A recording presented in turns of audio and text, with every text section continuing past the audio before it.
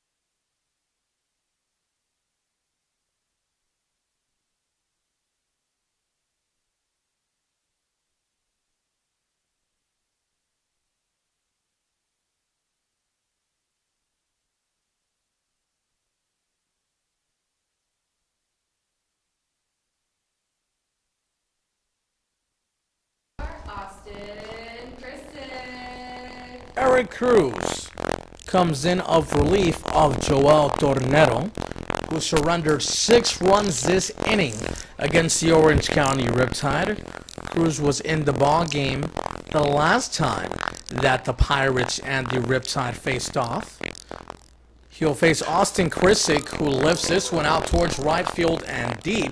Jacob Ortega, in front of the 362 sign, makes the play to put an end to the bleeding. We head to the top half of the third inning, 6-0, Orange County Riptide.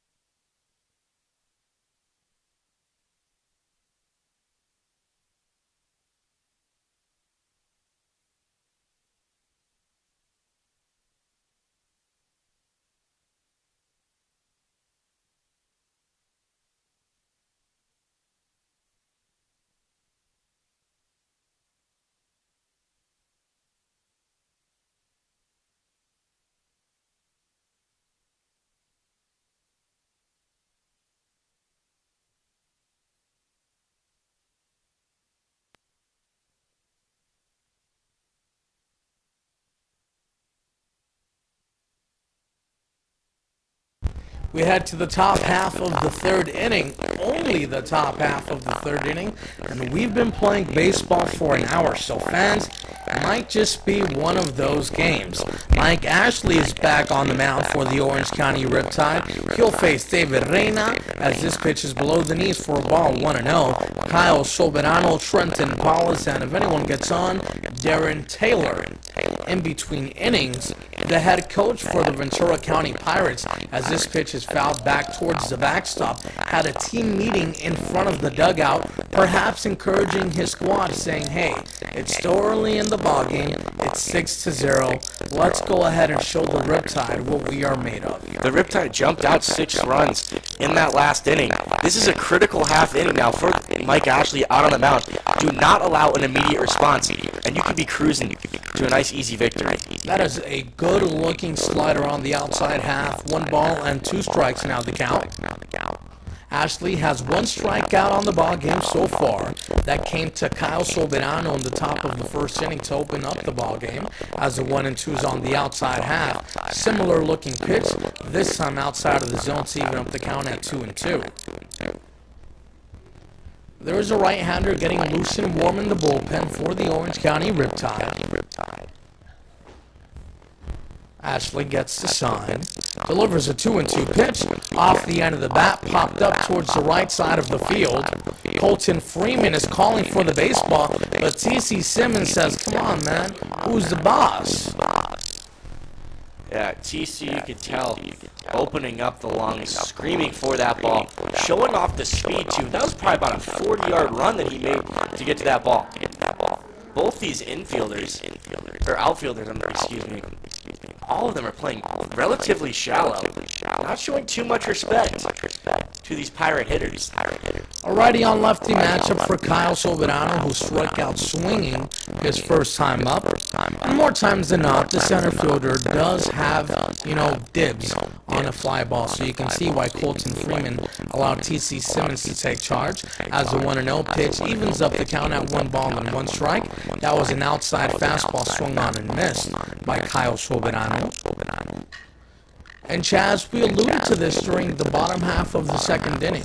You put some runs on the board, and you boost the confidence of the pitcher on the mound, as that pitch is also swung on and missed on a check swing, 1-2. And, when you look at the guy, Kyle Soberano, at the plate, he's a smaller player, only 5'8", 165. He doesn't have a ton of strength and power in that bat, but he does have 3 doubles this season for the Pirates, so he is capable of extra base hits.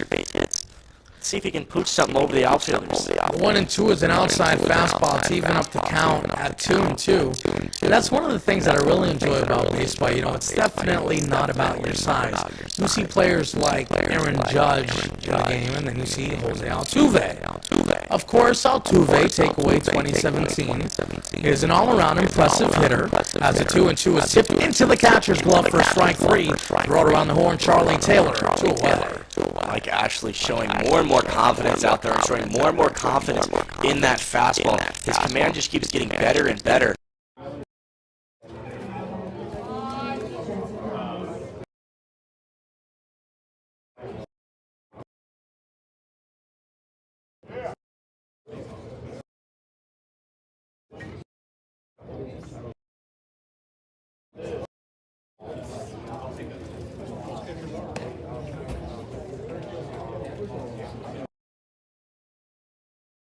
And at the moment, I don't really see a need for them to make a pitching change.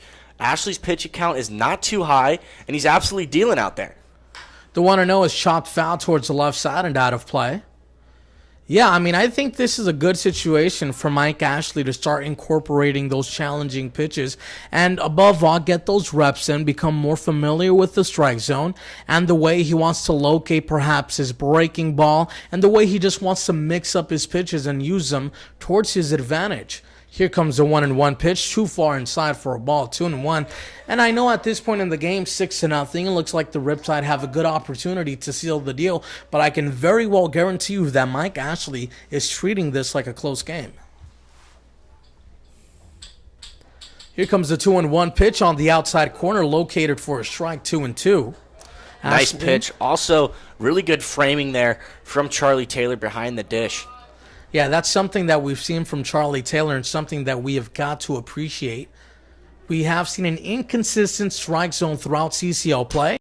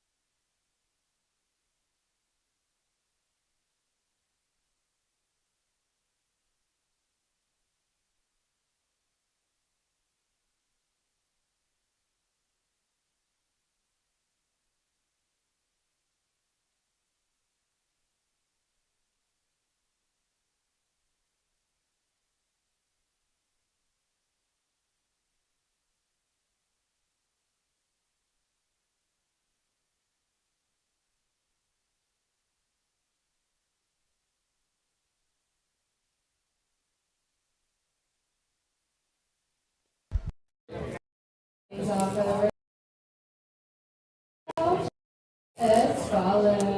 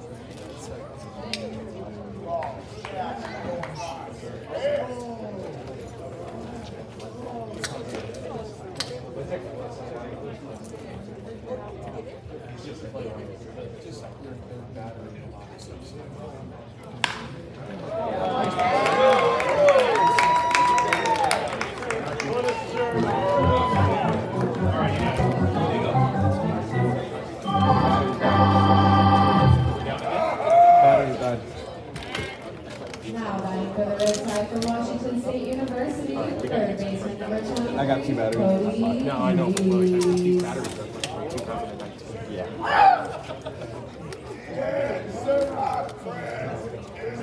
Yeah, please. Or, you know, you want to just do the project?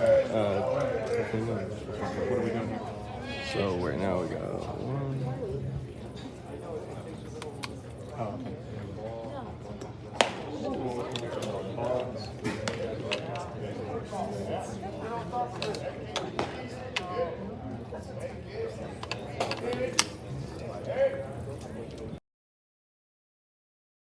Deck circle. Cruz takes a peek towards first base. The 1-0 is off the inside half of the plate towards the right side and out of play, 1-1. And Chaz, what do you what do you expect as the game progresses? I mean, the Riptide do have a comfortable 6-0 lead, perhaps some more offensive substitutions. You know, I wouldn't do that maybe until later in the game. When you got things that are going for you and you're going well, you're in a bit of momentum so far this season, something you haven't had all summer long, really. Keep it going. Why change something? If it ain't broke, don't fix it. That's true. 1 ball and 1 strike to count here to OD Dries. I think the only incentive, if there is any, besides the fact that you're winning, is that it is a non-league matchup. So, giving some guys who are on the bench some playing time is not a bad idea, as the 1-1 pitch is driven to 1 ball and 2 strikes.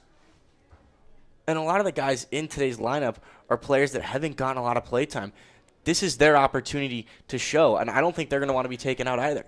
And I think Mitch Levere is going to want to get them at-bats to show maybe they should be starting league games. That's very true. Here comes the 1-2. Oh, he meant to hold up, but he crossed the plate. Strike 3. That pitch was way out of the zone. Cody Dries visibly disappointed in himself. That's a tough one. Charlie Taylor steps into the box now for the Orange County Riptide. Taylor making his Riptide debut on a Thursday evening against the Ventura County Pirates. He walked his first time up. He has thrown out a runner as well on the base paths. Has a runner aboard at first base and Tank Espalin with 1 out in the inning. 6-0, Orange County out in front. You can hear that superfan making his chance, and you know what? I don't think there's a shirt that suits him better than what he is wearing right now. Stark Vegas. On the outside half for a ball, 1-0. I think maybe an Orange County Riptide shirt wouldn't look too bad either. I'm just saying, based on his personality and the type of vibes and the energy that he brings to these ball games. That's very true. He's a fun guy, man. He loves watching baseball.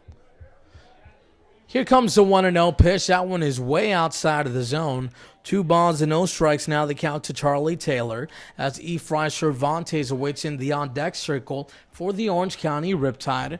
Slight breeze blowing out towards right field. Clear skies falling down upon Orange County Great Park Stadium in Irvine, California, the home of the Orange County Riptide and arguably the best field in the CCL. The 2-0 is on the inside half, called a strike 2-1. You know, it's pretty entertaining watching Tank Espalin over there at first base. Right now, he's not doing as much dancing, but he's doing a little bit of a toe tap, trying to get into the head of the pitcher Krause. And, I don't know if it's necessarily working. He's not looking too hard at him over there at first base. Right now, he's just staring him down. 2 balls and 1 strike to Taylor. This pitch is swung on and missed, even up the count at 2-2. I mean, there's not much of a reason for Tank Espalin to be running. So you're right, Chaz. Maybe he's just trying to play some mind games with the pitcher on the mound, Cruz. Worked a little bit in the last inning. It's 2 balls and 2 strikes to Charlie Taylor, the catcher in today's matchup for the Riptide. Throw back over towards first base, nothing doing. You just don't want to get carried away dancing out there on the base paths. Maybe if you try and do a little bit too much, you get caught out and get picked off over at one of the bases. Tank Espalin doing a good job of still being able to be close enough where he can get back. The count remains 2 balls and 2 strikes. The right-hander delivers the pitch. Did he hold up? Yes, he did. The count is now full.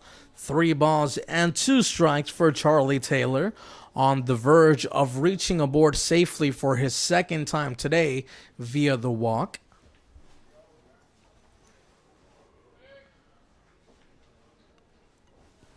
Cruz takes a peek towards first base, settles back in. Gets the sign from Chesterton behind the plate. This one is a blooping fly ball towards left center field. It'll fall in for a base hit. Taking the turn on his way towards third base, reaching safely is Tanka Spallin, and advancing to second safely is Charlie Taylor. Good 2-strike hitting from Charlie Taylor. Even better base running from Tanka Spallin, turning around second base so quickly and getting there into third.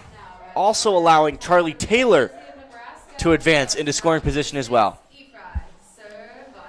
And not to mention, it takes out the double play as well. So for the second straight inning, the Riptide are threatening with runners in scoring position. And this is an opportunity for Efrain Cervantes to try and put this game out of reach, end this ball game early, take all the pressure off of your bullpen, and just cruise to the finish. This pitch is down the heart of the plate for a strike, 0-1.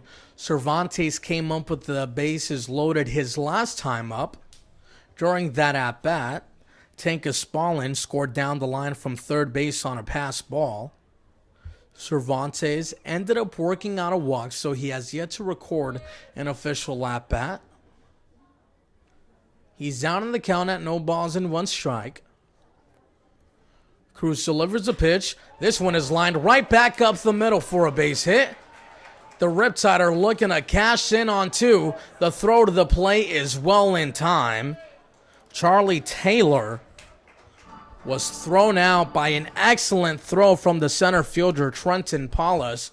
Frankly, Mitch LaVere did not look too convinced on his decision to throw the runner.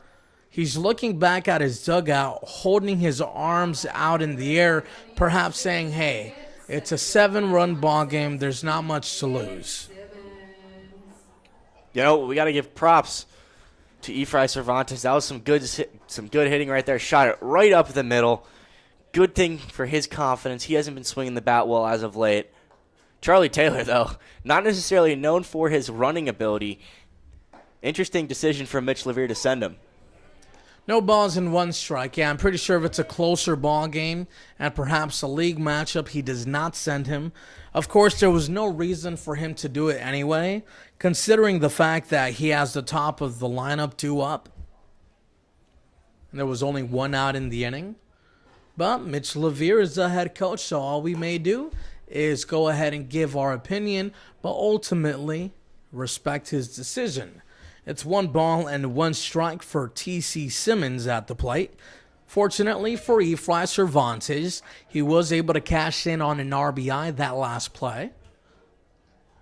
7-0 ball game in the bottom of the 3rd inning.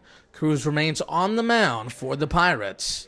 The right-hander delivers a 1-1 pitch way outside of the zone for a ball. 2 balls and 1 strike as Jack Thomas Wood awaits in the on-deck circle for the Orange County Riptide.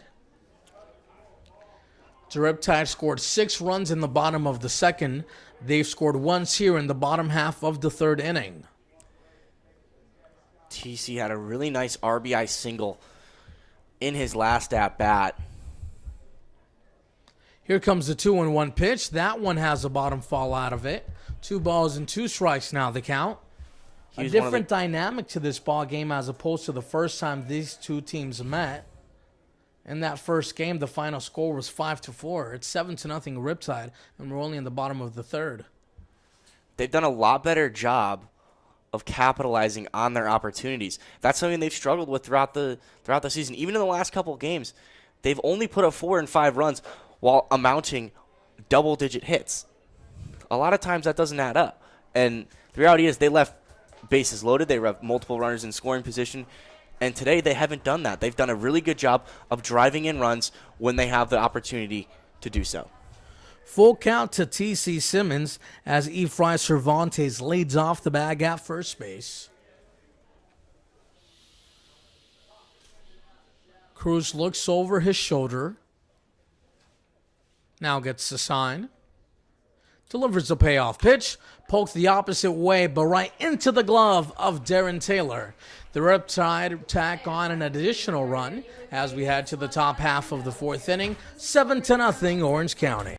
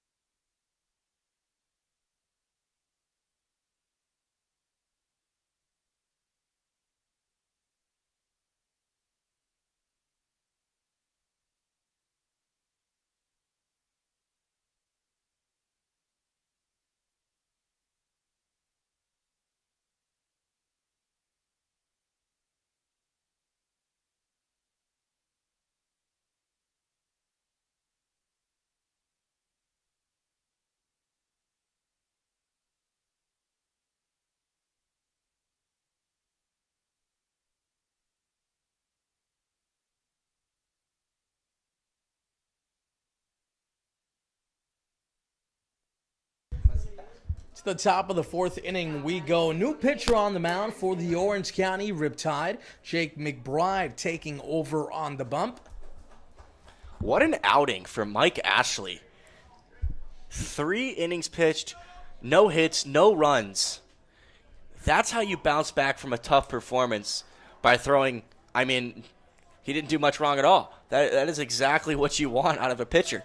Yeah, and that is a kind of game that Mike Ashley was looking to deliver, especially in a non-league matchup. He was able to dominate his opponents, stay within the strike zone for the majority of the time. His command did slip for quite a bit in the top half of the second inning, but he failed to surrender hits and runs. Beautiful outing. Let's look forward to the next one. McBride on the mound is out of Goleta, California, as he delivers this pitch on the outside half for a ball, 2-1. It's Darren Taylor at the plate for the Ventura County Pirates. McBride is a good size. He's 6'5". Good size. He's probably the biggest guy on the team. Yeah, we should maybe set up a boxing match. You and him, Chaz, who wins? I think they have weight classes for a reason. Well, Mayweather and Logan Paul didn't. You saw what happened there.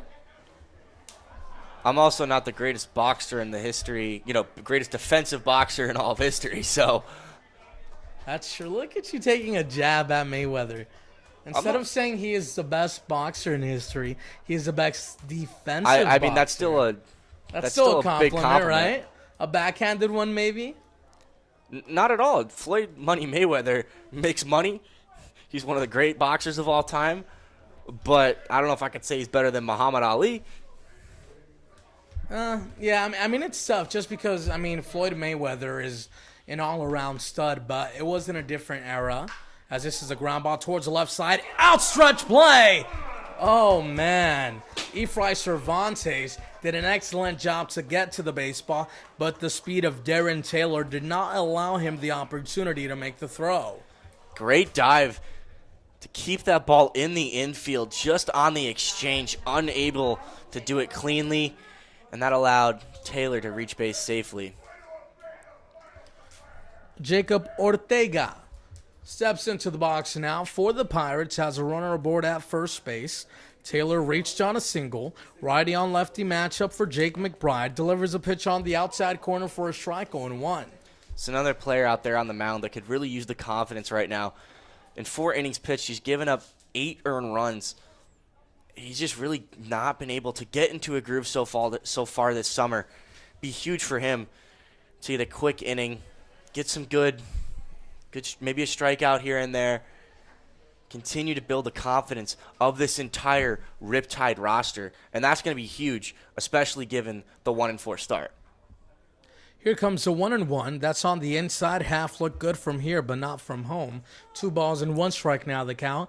And I think that has to be one of your priorities of your head coach, Mitch Levere, for the Orange County Riptide. You have a 7-run cushion, a non-league matchup. Go ahead and debut or give an opportunity for those pitchers who've had a rough go at it so far in the season, as an excellent play by Efrain Cervantes nails the first out of the inning. Yeah. Almost made a highlight reel play against Taylor. That time did a really good job. That was a tough catch. Over the shoulder, having to look back, turning and spinning. Well done, Efrain Cervantes. And you saw Efrain Cervantes pointing at the, I guess you can call him now, the Orange County Riptide superfan, who was absolutely delighted with the play. Righty on righty matchup now as Johnny Pacheco's at the plate. He takes a slider outside, 1 ball and no strikes. Yeah, and that's exactly what I think McBride is going to go with a lot here in this at-bat. Maybe try and work a double play out here. McBride, obviously a big guy, throws a lot of heat with that fastball. Let's see, against the right-handed hitter, Pacheco, if he goes off-speed down and away. The 1-0 is a big swing and a miss, 1 ball and 1 strike.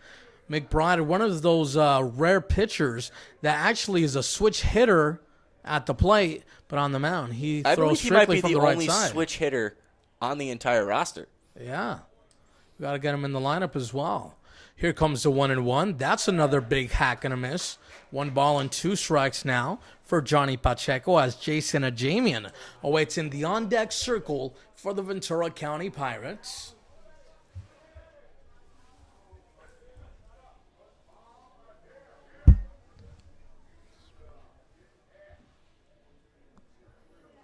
McBride looks down the barrel to get a sign. Delivers a 1-2 pitch. Laced out towards left field. It'll fall in front of Austin Krisick.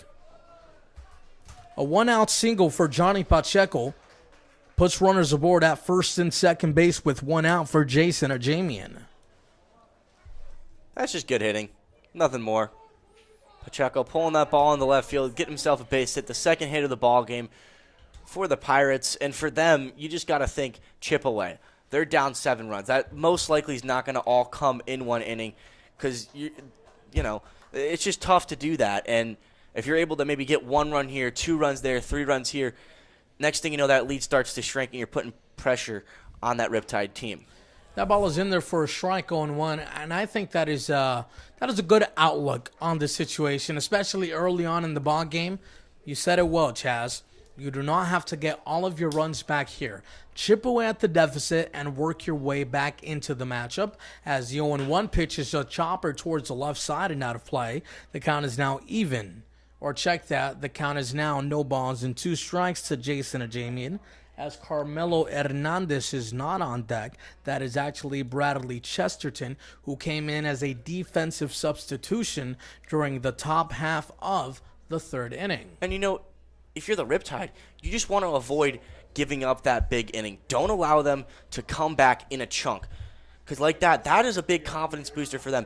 If they get 1 or 2 runs, don't let it bother you. Keep doing your thing. That pitch is taken for a ball, 1-2. 1 out. 7-0. We're in the top half of the fourth inning. Jonathan Ortiz alongside Chaz Messman for today's non-league matchup between the Orange County Riptide and the Ventura County Pirates. Here's the 1-2 pitch, way outside of the zone. 2 balls and 2 strikes now the count at the plate. That was just a poor pitch from McBride. I think he knows it. Take a deep breath, settle down. You've given up back-to-back hits. Maybe throw a fastball inside. Jamian at times struggles to catch up with the heater. McBride takes a peek towards second base, steps off the rubber, looks the runner back to the bag. 2 balls and 2 strikes to Jason Ajamian. Ajamian reached on a walk his first time up. This is only his second at-bat. Hits the ground ball towards the left side past the diving Breeze, and that one will go ahead and cause a lot of confusion because the runner who was on first base tried to advance towards third. There was already a runner at third. Now the throw comes to the plate. There's a pickle, there's a pickle, there's a pickle, and there's a tag, and there's finally an out. And now there's another play heading towards first base that actually hit the runner all over here. Jason Ajamian, which will now put runners at third and second base for, I think, the Ventura County Pirates, because confusion is well allocated in every aspect of whatever just transpired here. I mean, that was just chaos everywhere. Players not on the same page from the Pirates. Are they going? Are they staying? Who knows? There's an out. And I don't think a run scored. There's an out on the scoreboard, or check, there was 2 outs on the scoreboard. There was 1 out going into that. They got the runner who was trying to go home. Yeah, that out on the scoreboard, at least the second one, was put up there by mistake. So there's runners aboard at third and second base with 1 out. No, there's 2. Wait. No, there's 2 outs. There's 2 outs because Jacob Ortega flew out on a nice catch to Efrain Cervantes. Well, something's going on. That's what's going on. You're right, Chaz. This is your world, man. I'm just living in it. It's 1 ball and no strikes. Runners in scoring position for the Pirates are looking to break that goose egg in the run column. They've got me all over the place this half inning.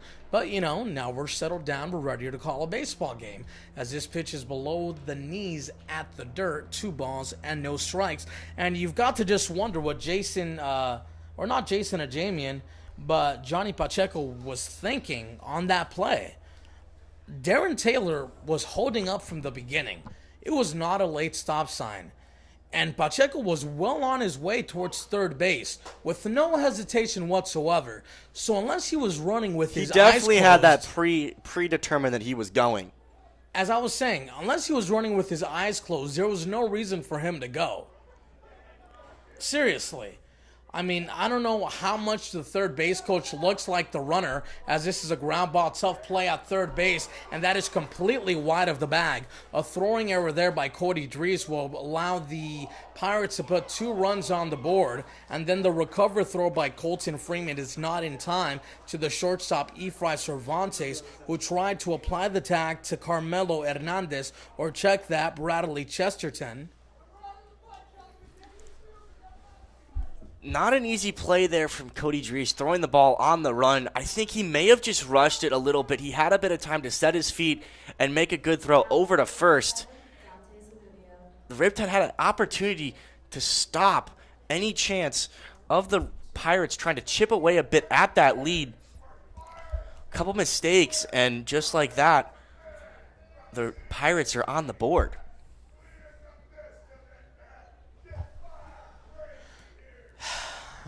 What happened, Chaz? What inning is this? I'm kidding. We're in the top of the 4th. But a lot has happened this half inning for both the Riptide and the Pirates. I mean, you can go ahead and contribute it to a good piece of hitting, but then you can also argue that it's poor defense by the Riptide, as this one is ripped out towards right field. A lot of ground to cover for Colton Freeman, who will finally put an end to a messy inning all around for both sides of the diamond. Nonetheless, we head to the bottom of the 4th, 7-2. The Pirates are out on top.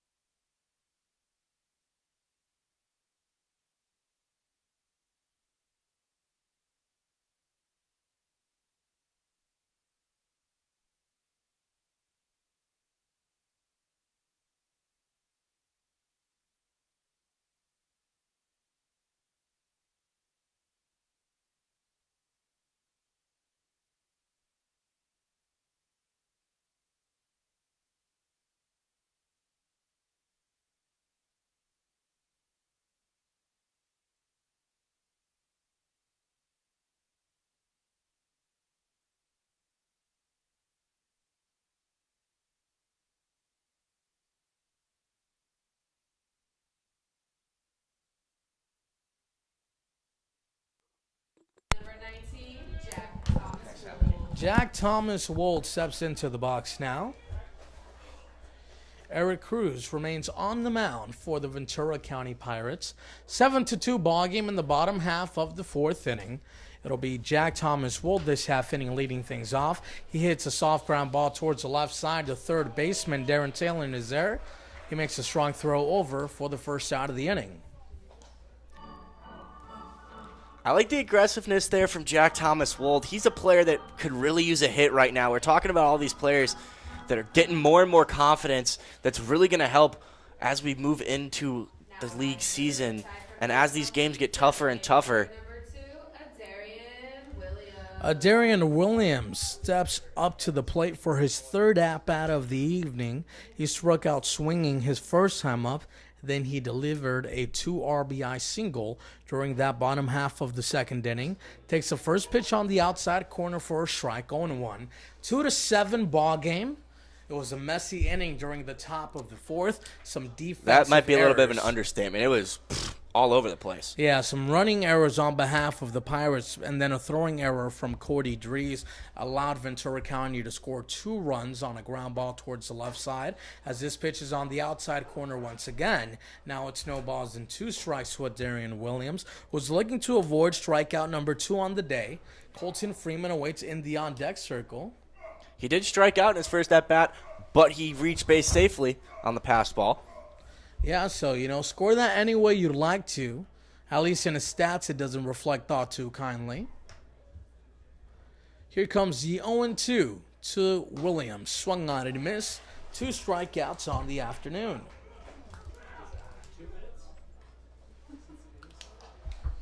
Colton Freeman now with an opportunity. We saw him double on a hard-hit line drive in his last attempt. Rubbing some dirt on his hands, not wearing any batting gloves. One of the guys heavily taped hands and wrists out there. Maybe that's his version of batting gloves. Yeah, he boxes before coming to the field, so that's the reason why he looks that way. Maybe a better totally boxing kidding. matchup would be Jake McBride versus Colton Freeman. That way I'm not getting the moneymaker punched in the face. That one's ripped out towards left field. It'll fall in for a Nice 2-out hit. single in front of Johnny Pacheco. Chaz, I was going to suggest Jake McBride, or no, not Jake McBride, but Colton Freeman and Jake Paul. I think that would be a pretty good matchup. I'd be excited to see that. I mean, with the way that Freeman's been swinging the bat lately, Jake Paul might be a little bit scared. I actually like Jake Paul boxing, I'm not going to lie. I know it's not a popular opinion. You know what? All I really want to watch boxing-wise, I don't need to see any YouTube, whatever. I want to see heavyweight title, Deontay Wilder, Tyson Fury. And that is not even a matchup. Tyson Fury is going to wipe the floor with Deontay Wilder. You saw what happened the first match. I mean, their second match. The first one I was actually at. That was a really close boxing fight. And, each of them were knocked down several times. That was definitely one of the latest classics. I mean, you could in say boxing history. You could say that Wilder, Fury's a better boxer than him, but he's got that ultimate eraser. He's got the best knockout punch in all of boxing. Yeah, Deontay Wilder is so unorthodox. I actually want to see Deontay Wilder face Anthony Joshua. Anthony Joshua, yes, but even that, I feel like Ortiz deserves a rematch. And ladies and gentlemen, you still are tuning into Orange County Riptide baseball. It's just that it's a 7-2 ball game. The game is being kind of prolonged, so we're exploring different topics to go ahead and keep you entertained. I apologize if you're not much of a boxing fan, but if you are, give me your take on that Deontay Wilder and Tyson Fury fight. Run on the board at first base, Colton Freeman costing Krissick at the plate. That's a pitch on the inside half for a ball. 3-0 now the count. This is Krissick's third at-bat of the game. He's flown out to right field both times. Krissick actually had both of his at-bats during the bottom half of the second inning. That was that big inning from the Riptide. They put on 6 runs. They batted around the lineup. The 3-0's on the outside corner for a strike, 3-1. I think he was taking that pitch all the way. Krause has really struggled to find the strike zone. And when he does, the Riptide hitters have gotten pretty good contact on him. No surprise on the take there from Krissick. And I feel like that was Chrisick's decision because I think if you're Mitch Levier with the 5-run cushion and the power of Chrisick at the plate, if you see a pitch you can handle, go ahead and take it out for a drive as the 3-1 is on the inside half for ball 4. And that brings up Tank Espalin, who's having himself a really good night at the plate. 2 singles on both of his at-bats. He's hit the ball to all parts of the field, did a good job in his first at-bat, pulling the ball down the first base line, and then his second at-bat, pushing the ball in the gap down the third base line. Yeah, take Espalin having himself a strong evening at the plate. An opportunity to extend that count even further. Has runners aboard at first and second base with 2 outs here in the bottom half of the 4th inning. Cruz delivers a pitch on the outside corner that catches the black for a strike on 1. Both of them were breaking balls. Did a good job to get in front of one and then extend his hands on the other. A left-hander is getting loose and warm in the bullpen for the Orange County Riptide. We saw Mike Ashley starting off the ball game, then Jake McBride. Let's see who's next for Orange County as the 0-1 is fouled back towards the netting to drive the count to 0-2.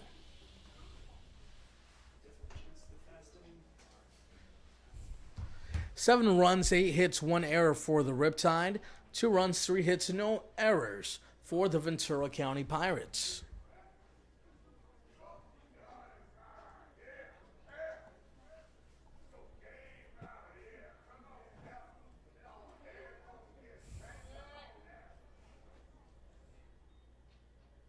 Here comes the 0-2 pitch off the end of the bat towards the left side. Well, out of play.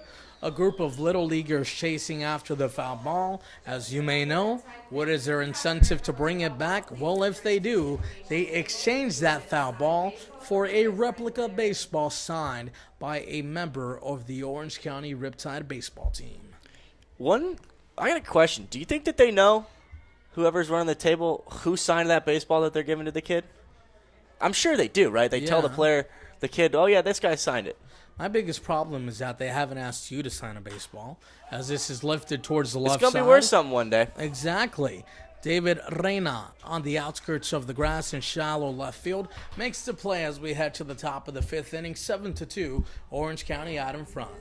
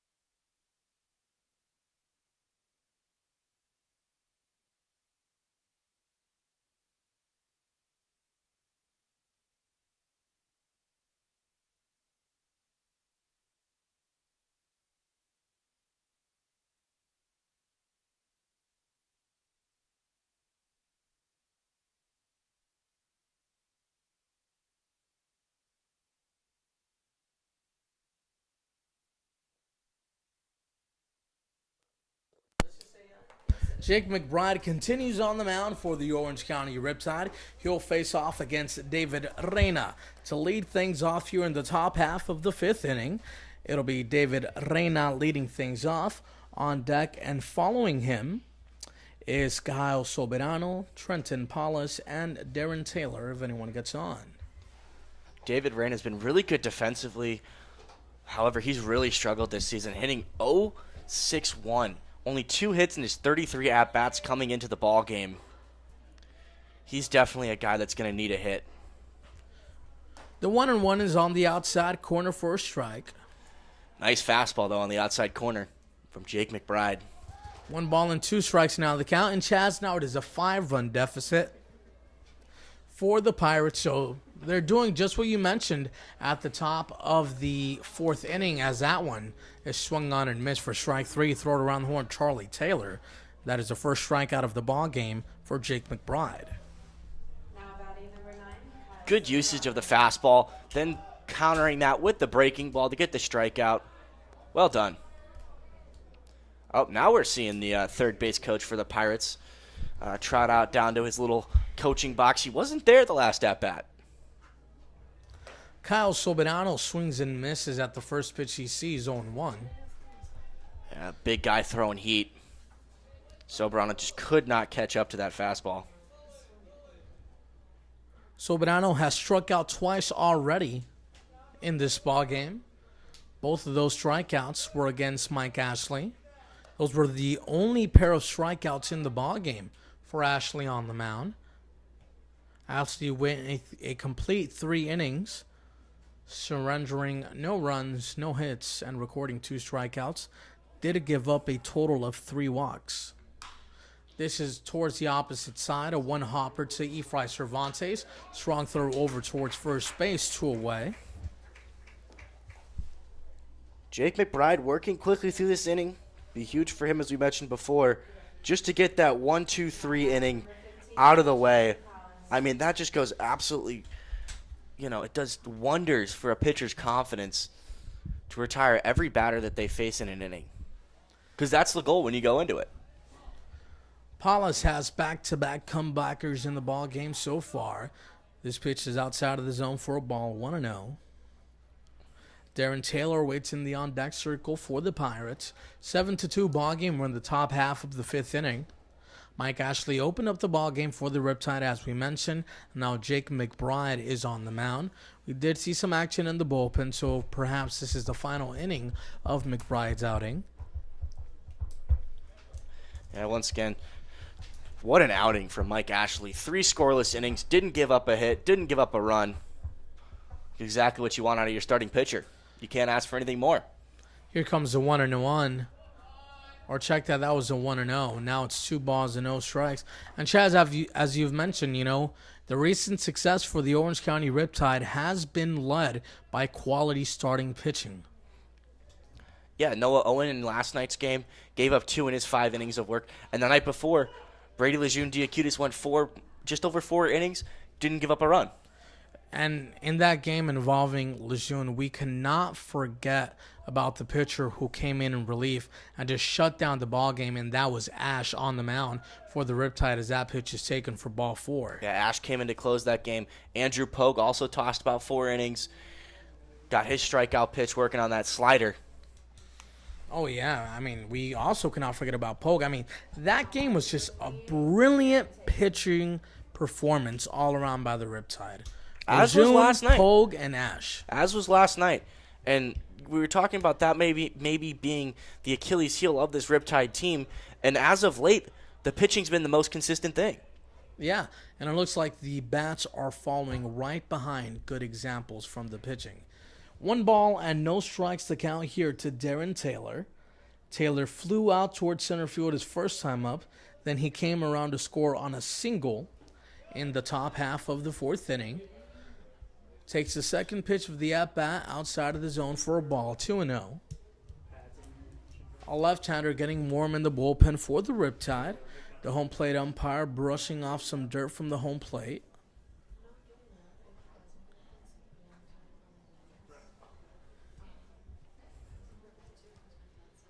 Paulus leads off the bag at first base. Throw back over, nothing doing. Trenton Paulus reached on a single.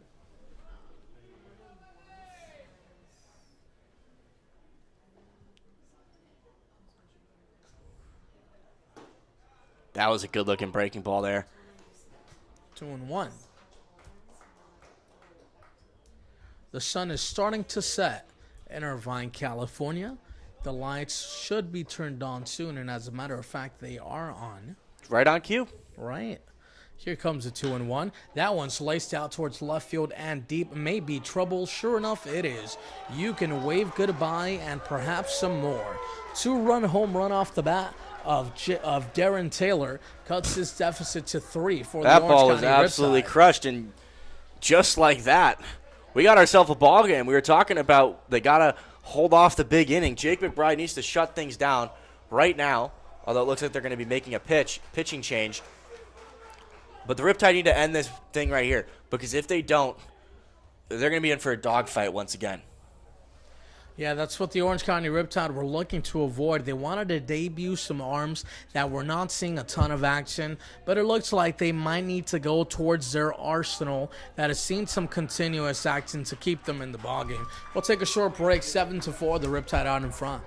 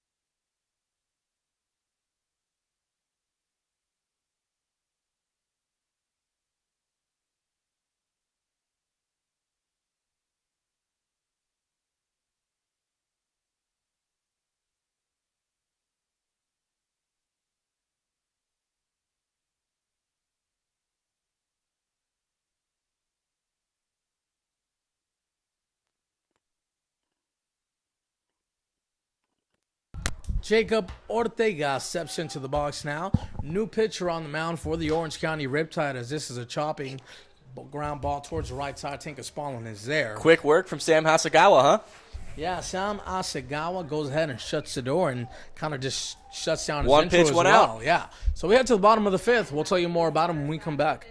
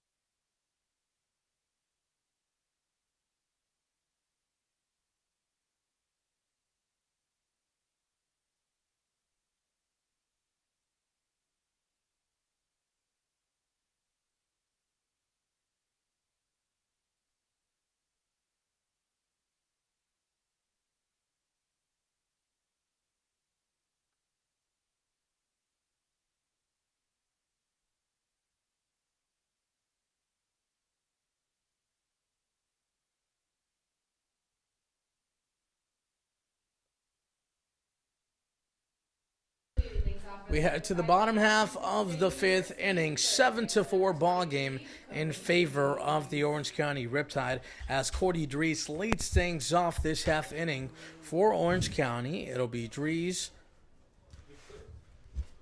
as the pitch is on the way and inside for a ball. 1-0. Dries Taylor Cervantes. Yeah, it'll be Dries Taylor Cervantes. I'm sorry.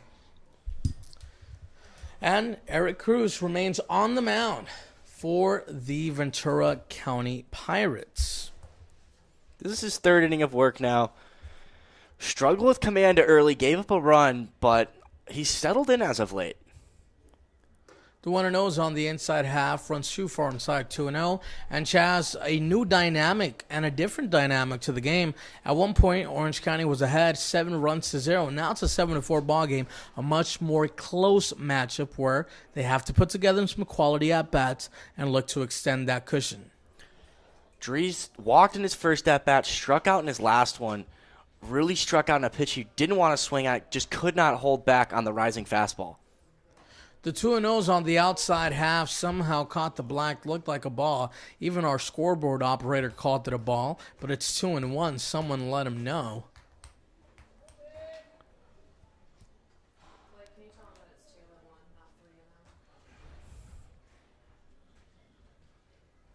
So the Cruz umpire was mentioning up here to try and get that scoreboard changed, as it is now changed. There we go.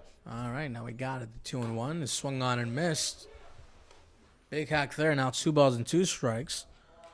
So Cruz took over in the bottom half of the second inning and has done a decent job shutting down that Riptide offense as of late. No action in the bullpen for the Pirates, so who knows how much longer we'll see him out there.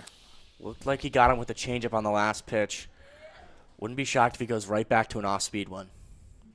Here comes the pitch to Dries. That one is outside and in the dirt. Bradley Chesterton keeps it in front of him. Well, a completely new battery than the one we started off the ball game with for the Pirates. They've got life now. They've scored 2 runs in the last 2 innings, and they're now back in this ball game. Very manageable to tie or even take the lead in 1 inning, only down 3. 3 balls and 2 strikes to Cody Dries. Looking to avoid his second strikeout of the evening. He pops that one out of play. Oh, and your favorite man and super fan, repping Stark Vegas, has now made his way to the party deck. Oh, yeah, he is where he looking belongs. to party it up. Where he belongs. Oh, we love it. I mean, wearing a shirt like that. 3 balls and 2 strikes, and Chaz, I had no idea what that shirt was from, so I'm pretty sure you have a better idea, and there's a reason why. Yeah, it's the Mississippi State. As Dries walks there. But as I was saying, yeah, Stark Vegas is kind of what they call Starkville, Mississippi down there. It's definitely one of the more electric atmospheres in all of college sports for all of their sports. You got the cowbells for football games and stuff like that. So I've heard it's a good time. Let's make it out there then. Are you paying? I'll let you know in the fall. It depends where I get hired. Charlie Taylor from Tennessee has a runner aboard at first base. No outs. Bottom half of the 5th inning. Righty on righty matchup. Cruz gets the sign. Delivers a breaking ball that stays up high. 1 ball and no strikes. Efrain Cervantes awaits in the on-deck circle for the Orange County Riptide. Charlie Taylor at the plate walked his first time up. Then he reached on a single in his second at-bat. He's 1 for 1. Nice line drive right up the middle. The 1-0 is on the outside corner for a strike. Now it's 1 ball and 1 strike. That was a nice fastball. Looked like it might have been a 2-seam. Seemed like it was going to run outside, but the movement caught just the outside corner as it came in. Now we finally see some movement in the bullpen. For the Pirates, they have a right-hander warming up. 1 ball and 1 strike at the plate to Charlie Taylor. The right-hander delivers. Another breaking ball way off the zone. 2 balls and 1 strike. A hitter's count at the plate for Charlie. He has Cody Dries aboard at first base. We have seen some stolen base attempts already in the ball game for Orange County.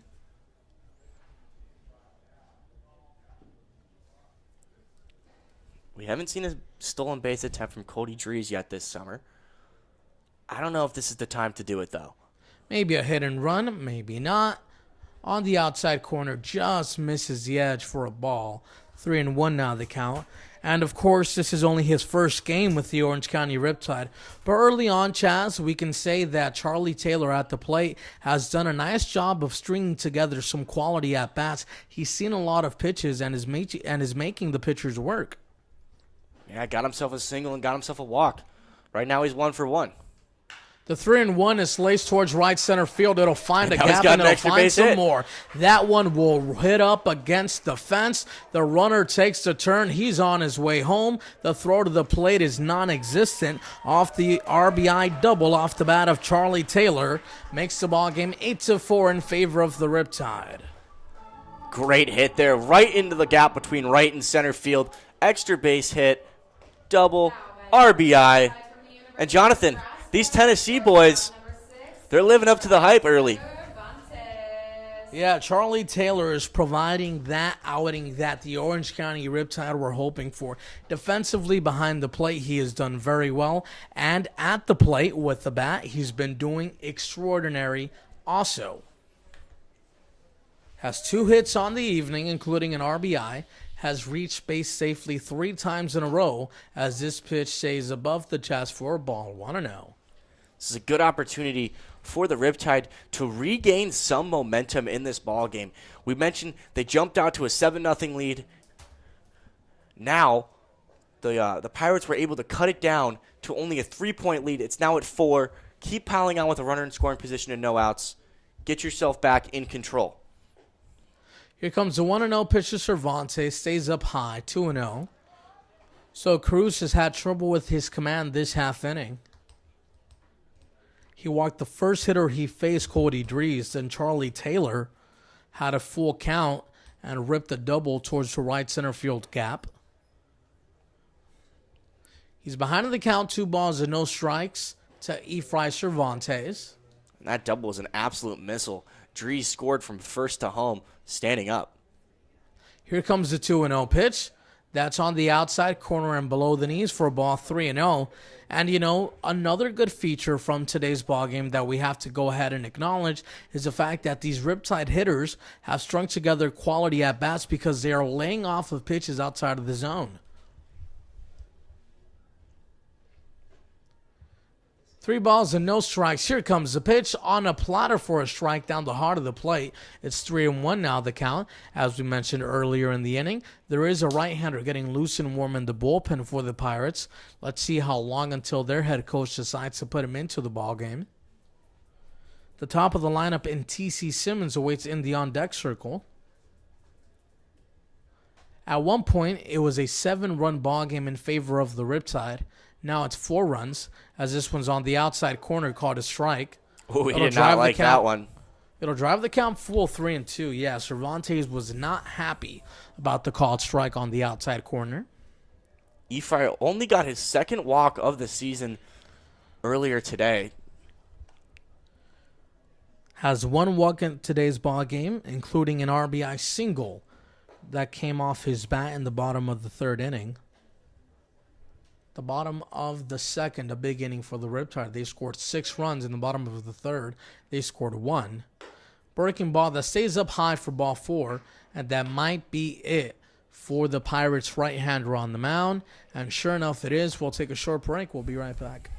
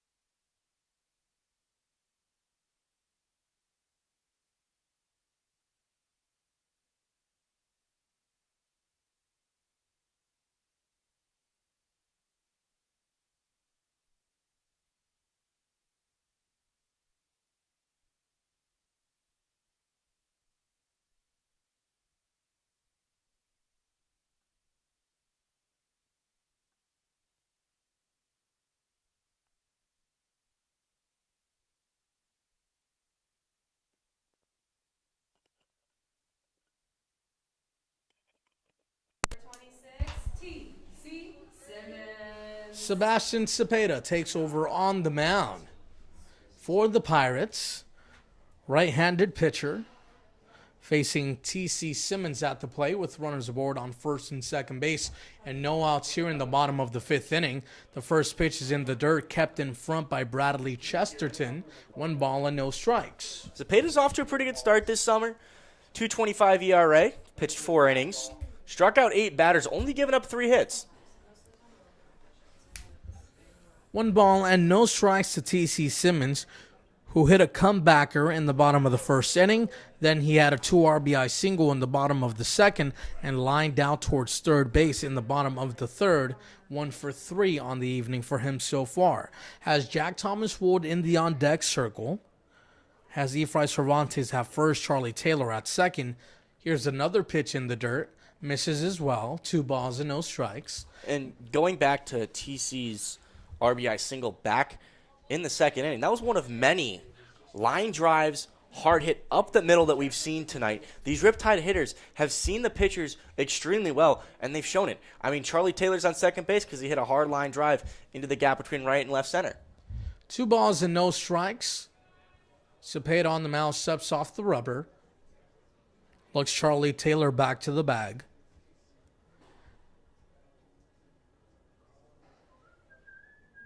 Taylor had an RBI double to extend this lead to 4 runs for the Riptide. Here comes the 2-0. Travels outside once again.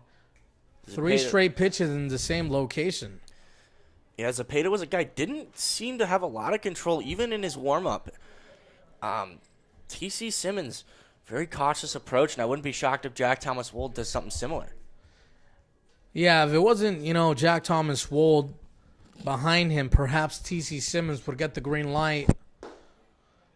But with Wold, he goes ahead and does just what I expected him to do. Hold up and take ball 4. And the Riptide need to take advantage of this opportunity. Bases loaded, no outs.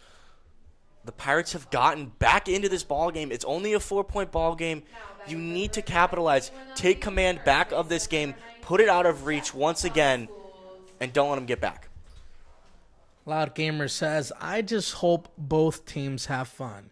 And you know what, Loud Gamers, I do too. I just hope that the Riptide have a little bit of extra fun, if you know what I'm saying. Bases loaded, no outs. Jack Thomas Wold with an opportunity to make this Jack Thomas world. Takes the first pitch for a ball, 1-0. You know, I see what you did there. Of course, man. I love it. You just added an R. That's exactly what we need to do. We just need to add an R, and it would be Jack Thomas World, and I love it. You know what? That's next level genius. I didn't even think about that. I was saying adding an R, but like adding a run to. Yeah, no, I think the listeners understand. I'm just gonna stop talking because it's taking away from your genius. No. Stop, Chaz. It's only supplementing my intelligence. Or perhaps we both. Is it lowering my intelligence? No, I'm saying that perhaps both of us just sound silly to our listeners, so we apologize. But you know what? That's enjoyable. Case. Yeah. I mean, okay. Think of some of the most successful comedy movies. They're kind of stupid funny. Oh yeah. And people love them. I love them. Right. There's literally, Dumb and Dumber. You're right. All right. So, ladies and gentlemen, my name is Dumb, and Chaz's name is apparently Dumber. Or we can switch it to not offense Chaz. I'll be dumber, and he'll be dumb. Thank you. Here we go. 2 balls and no strikes to Jack Thomas Wold. So the Riptide at one point had a 7-run lead. They had broken the game wide open. Then the Pirates brought them within 3 runs as this one has popped up and out of play. Perhaps we're hoping, and yes, it is. I never saw that baseball come down. And there it was. It fell into the Orange County Riptide dugout. Stop, drop, and roll, Tankus. Yeah, you gotta be on your horse down there. You never know what can happen. These foul balls are coming from all over the place. 2 balls and 1 strike to Wold. And something to mention on those foul balls at this time of the day, or this time of the evening even better, it's tough to see with the way the lights are aligned here at OC Great Park Stadium. Yeah, so many times we've seen dropped fly balls in the outfield, especially down the left and right field line as that pitch is outside of the zone. 3 balls and 1 strike. So Jack Thomas Wold ahead in the count 3-1, but he does have the bases loaded. Chaz, if you're him, what do you do here? If you see a pitch you can handle, swing away, or are you looking to just Absolutely. work If this it's right count in your full? wheelhouse, maybe a fastball over the plate, why not? Oh, I'm getting excited. Here we go. Jack Thomas Ward. If you see a fastball, just come all over it. And that's on the inside half. 3 balls and 2 strikes. So it's full.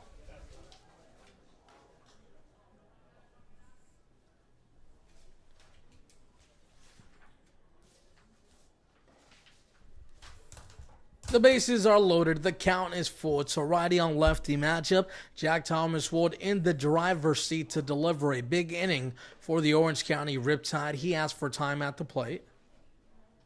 Still no outs.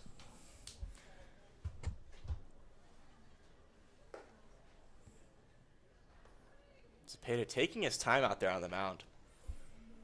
Cepeda gets the sign. The right-hander delivers. Ground ball towards the right side. Base hit, right field.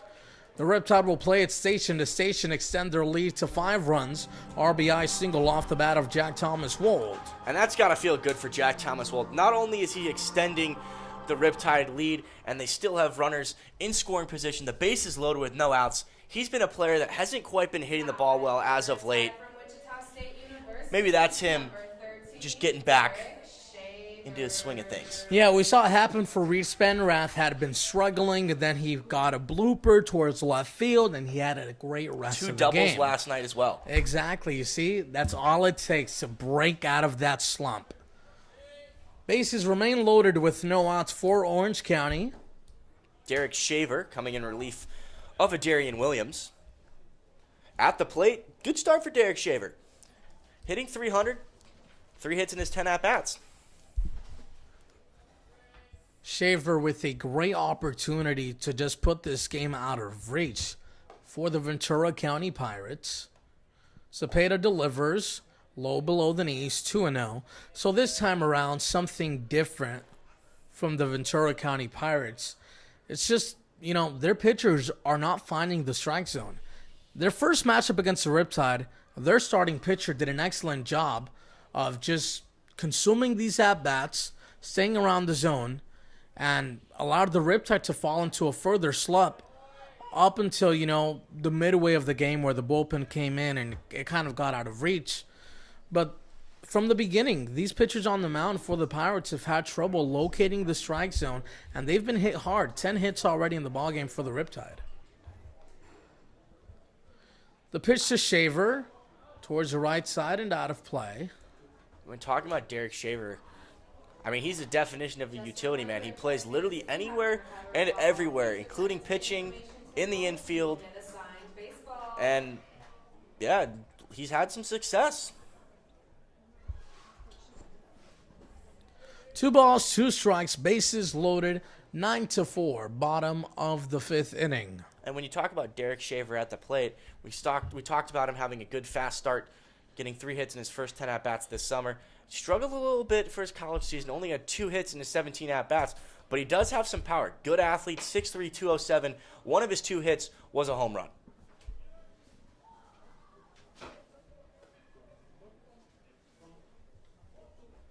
Colton Freeman awaits in the on-deck circle for the Riptide. Efrain Cervantes down the line at third. T.C. Simmons at second. Jack Thomas Ward at first, as the count is now full for Derek Shaver. If you're Cepeda on the mound, what can you do here, Chaz? What are you looking to do? You just got to go with your best pitch here. You don't want to walk in a run, and that's exactly what he did. RBI walk for Derek Shaver. The bases remain loaded, this time for Colton Freeman. Colton Freeman having himself a night. We've talked about him. He's really been swinging the bat well as of late. Had a double back in the second, single in the fourth. And if you're the Riptide, this is probably the guy you might want at the plate. He always seems to put the ball in play. He doesn't strike out. And with no outs, that's going to score a run. Freeman had an RBI double in his second at-bat. His last time up, he singled. He's 2 for 3 with a ground ball. And while things unravel, we'll take a short break.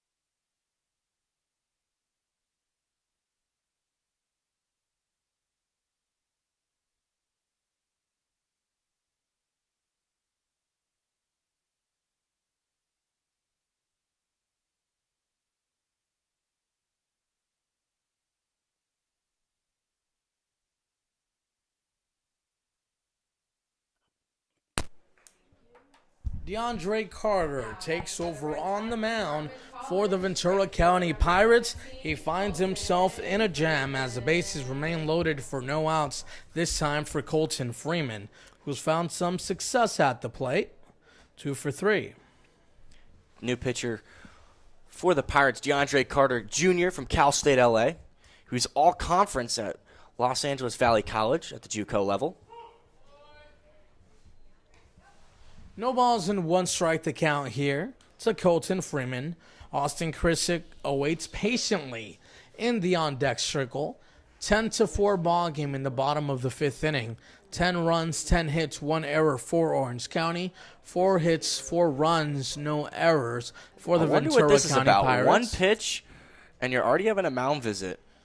Maybe something's not feeling right for Carter. I feel like Chesterton just wants to get on the same page with his catcher behind the plate. You know, we alluded to this earlier in the season, Chaz, and, you know, there's a lot of pitchers on the roster for these summer teams. So more times than not, a catcher does not build that kind of a connection or chemistry with the guy on the mound. Not to mention this is a key spot. I mean, if the Riptide add on some more runs, this game is out of reach. For sure. Here comes 0-1. That's on the outside half. Misses. 1 ball and 1 strike. Well, I think if there's anything this coach is waiting from DeAndre Carter, or awaiting, better said, is for him to throw a strike. I mean, these last few pitchers for the Pirates have been awfully wild, and they work themselves into jams like these. That's ripped out towards left field. That'll extend the lead for Orange County. They'll continue playing it station by station. RBI single off the bat of Colton Freeman. That it's is now his 11-4. Third hit of the ball game. Colton Freeman is really heating up so far this season. And that's a big thing because we're talking about they're getting back into that league schedule. It's not going to be easy. I mean, think about it. Tomorrow they go and play the Arroyo Seco Saints, who they've already lost to twice this season, and then they got to go back to the MLB Academy Barons, who they got their CCL winning started against. However, they're no joke. They beat the Santa Barbara Foresters the other night. I mean, that caught me, and I'm sure everyone, by surprise. The Santa Barbara Foresters are on a league of their own, arguably, because for so many years they've been the best team in the CCL. And the fact that the Barons were able to pull one out, that just goes to show that baseball is one of those sports where on any given day, the beast can fall to the more inferior opponent. Yeah, right now, Santa Barbara out in front of the South Division, 6-3 record. Orange County sitting in second to last with the 3-4 in terms of league records. Overall, the Riptide are 10-6. Who has Santa Barbara lost against? If you can check that out. Let's check. I know the Foresters for sure. Santa Barbara lost to the They Foresters? lost to the, or not the Barons, I'm sorry. They lost to the Saints and the Barons. Flight out towards right field. The runner from third base, Jack Thomas Wold, will tag. The throw is cut off. Sack fly RBI for Austin Krisick. 12-4 ball game. So who were their opponents? I'm looking at their schedule right now. It says their 2 league losses were against the Saints and the Barons.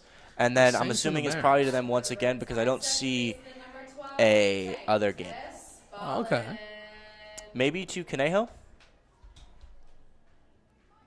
Nope. Have we seen the Conejo Oaks already this season? No, we have not. Right. Gosh. I thought by this point we may have seen them already. Runners on the corners now for Tanka Spallin. The lead is now 12-4. So the Riptide just pouring it on the Ventura County Pirates. 12 runs on 11 hits. And we are only in the bottom half of the 5th inning. This may be one of the longer games of the season.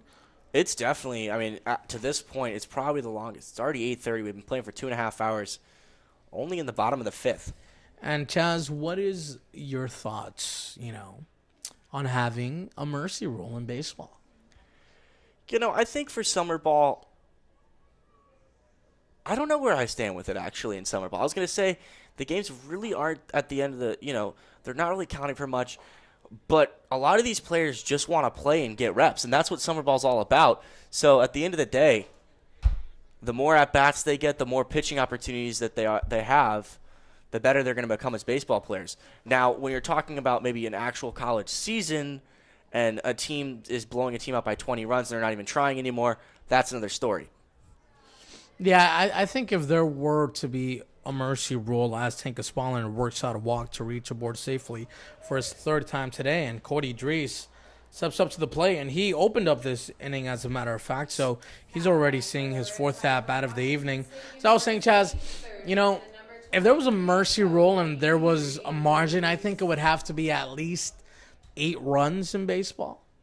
Yeah, and I mean, like we saw the Riptide put on 6 runs in the bottom of the second inning.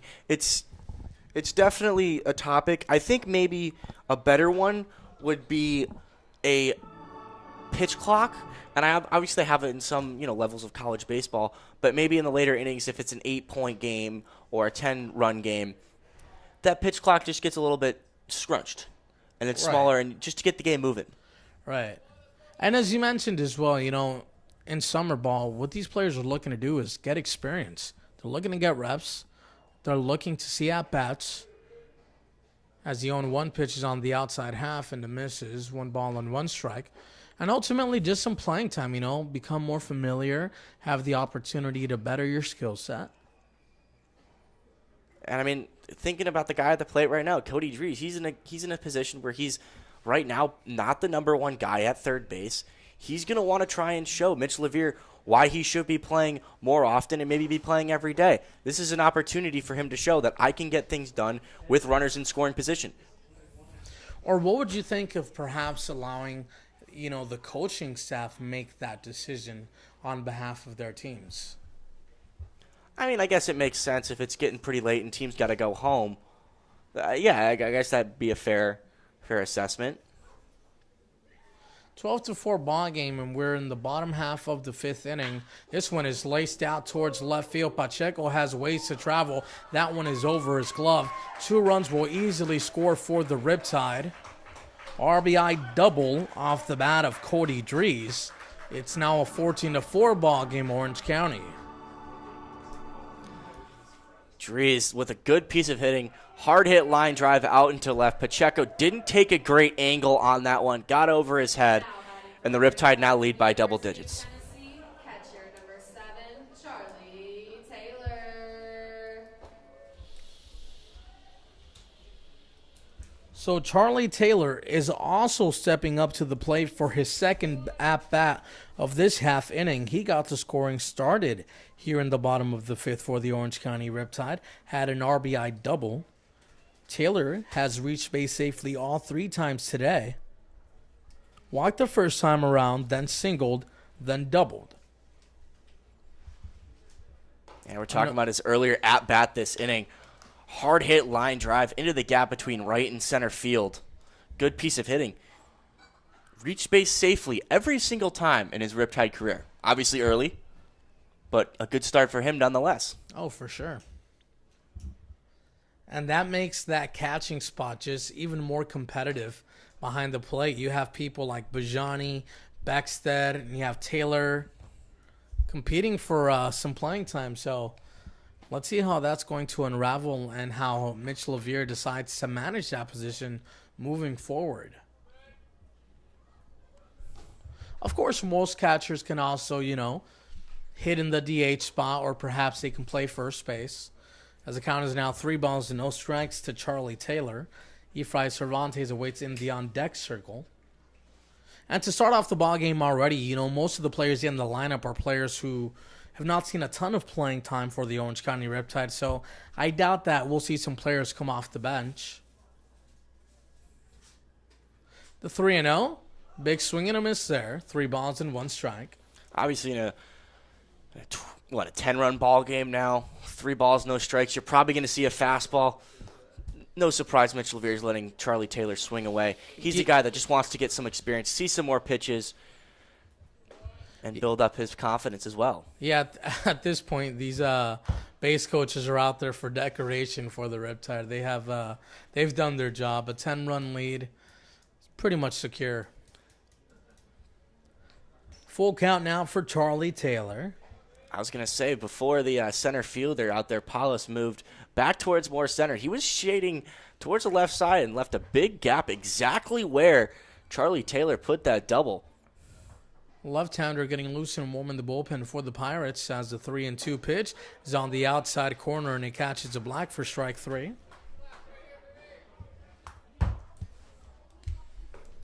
Now Cervantes up for his second at-bat of the inning. From the University of Nebraska, shortstop number 6, Cervantes. On the evening, Cervantes walked his first time up, came around to score. His second at-bat, he had an RBI single. Then his third at-bat, which was earlier in this half inning, he walked and also came around to score.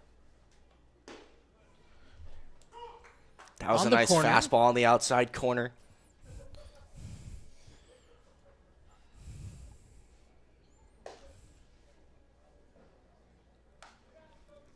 No balls and one strike to count here to Efrain Cervantes. Fouled back towards the netting. Now it's 0-2.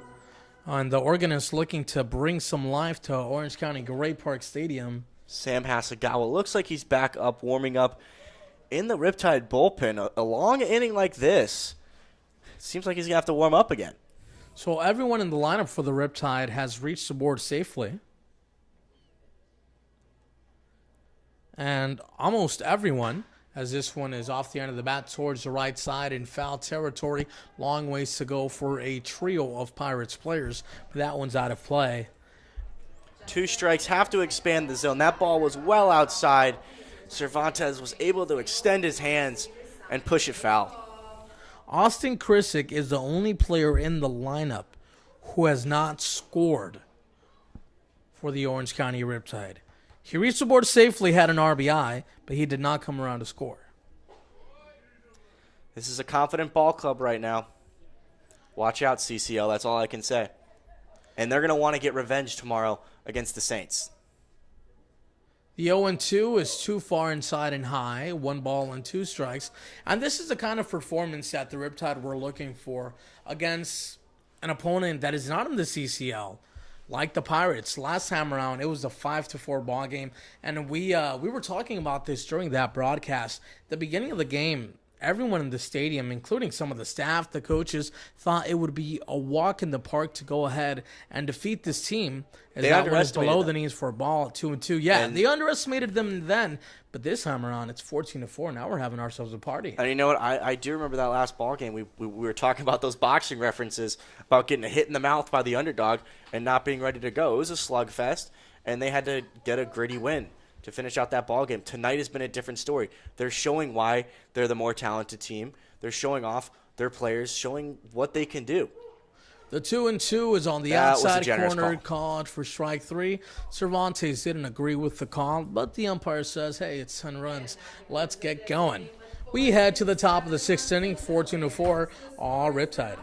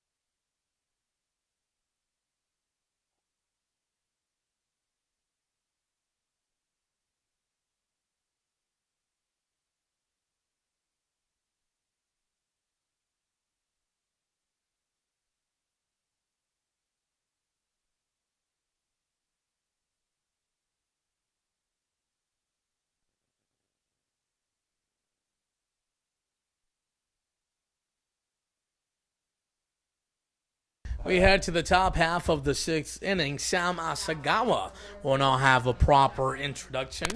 He came in relief during the top half of the fifth, but he got a one-pitch out. So Asagawa's out of Carlsbad, California.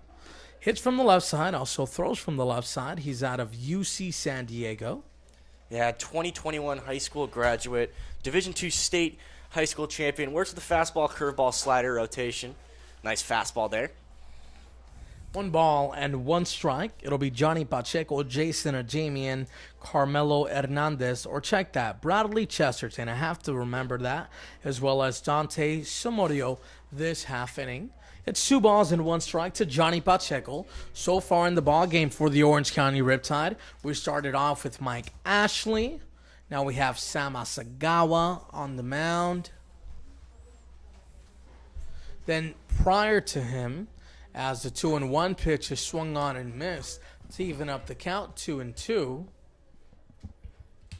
Who else have we had integrated into this ballgame? We had Jake McBride. Jake McBride. Yeah, so I believe it was indeed McBride. Ashley Asagawa, as Asagawa records a strikeout, throw it around the horn. Charlie Taylor.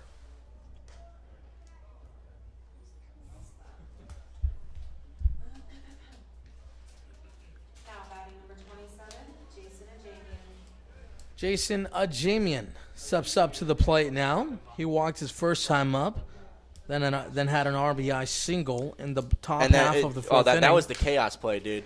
Yeah, comebacker to the mound. Asagawa is there. He'll flip it over to the back, 2 away. You know, you said it was an RBI single, which it was, and then it was an error. Right. Honestly, I had no idea what to score it. I literally just put who knows. Oh, it was an RBI single for sure. I mean, it was a base running error, so yeah. I mean, that play you was can't just really all take over note the of that. place. And that was a situation where there was a runner on second. No. There was a runner on first base, and then there was also a runner on second. And the runner rounding third base was a bit confused. Yeah. So got the runner caught. from second base did not come all the way home, but the runner from first base thought he was going to, so he was advancing all the way to third. So there was a party going on at third base. The catcher for the Riptide, Charlie Taylor, just applied a tag. So it's no balls and 2 strikes with 2 outs in the inning. The Orange County Riptide looking to retire the side in order against the Pirates. 14-4 ball game. We're in the top half of the 6th inning. Here's the 0-2 on the inside corner for strike 3, and thank goodness we needed a quick inning. To the bottom of the 6th we go. Hasagawa doing really well out there.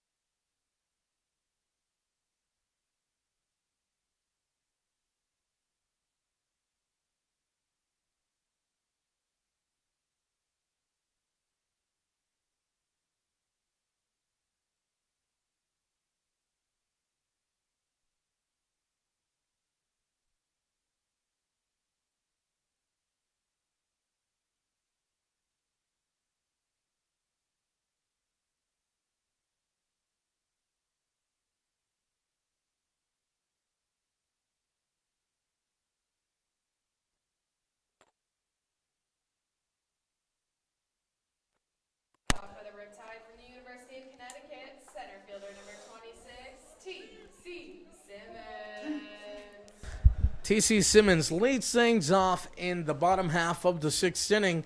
And Chaz, it seems like for the majority of this game, though it's not true, the Riptide are always at bat. Yeah. Yeah. I mean, 12 hits, 14 runs. They've done a fantastic job of cashing in on the opportunities when they've had them, and that's what's resulting in this blowout. No balls in, 1 strike, righty on lefty matchup. Here comes the pitch. Lights right back up the middle. Nice backhanded attempt by Dante Samudio. I was going to say nice backhanded stop, but that one was too hot to handle.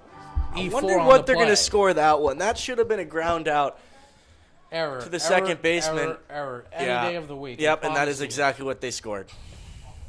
If they would have done otherwise, I think we would have had to go ahead and, have a conversation. From UNLV, first baseman number 19. Colton Freeman will be joining us here in the booth shortly. Wait, Colton Freeman or Colton Mike Freeman. Ashley? Colton Aw. Freeman will be joining us up here in the booth, having himself a pretty darn good day. 3 hits. Wait, but isn't he in the game? Apparently not anymore. Oh, great. So, yeah. So if you want to be taken We'll out of the find out. game, just ask us, and we'll go ahead and recruit you, apparently. I mean, I was excited to see Ashley, but Freeman's a stud, too. Why not? No balls and 1 strike to Jack Thomas Wold. Has a runner aboard at first base. This pitch is on the outside corner, 1 ball and 1 strike. Wold lined down his first time up, then he struck out. Then Had he a nice grounded RBI out. single last up too. But he had an RBI single his last time up, correct. He is 1 for 4. He's already seeing his 5th at-bat. I mean, at this pace, these players might see 6 at-bats today if they are not taken out of the ballgame. And look who we have here, Colton Freeman joining us up here in the booth. Speaking of here. Oh, yeah. Let's go. No way, dude. Are we on air? Yeah. That's fire. Oh, my gosh. This is awesome. No way you guys don't have an extra headset? No, we're not that high tech. We're not that high tech out here. I'm laughing because Colton was like, just give me the mic. I didn't even have an introduction for this guy.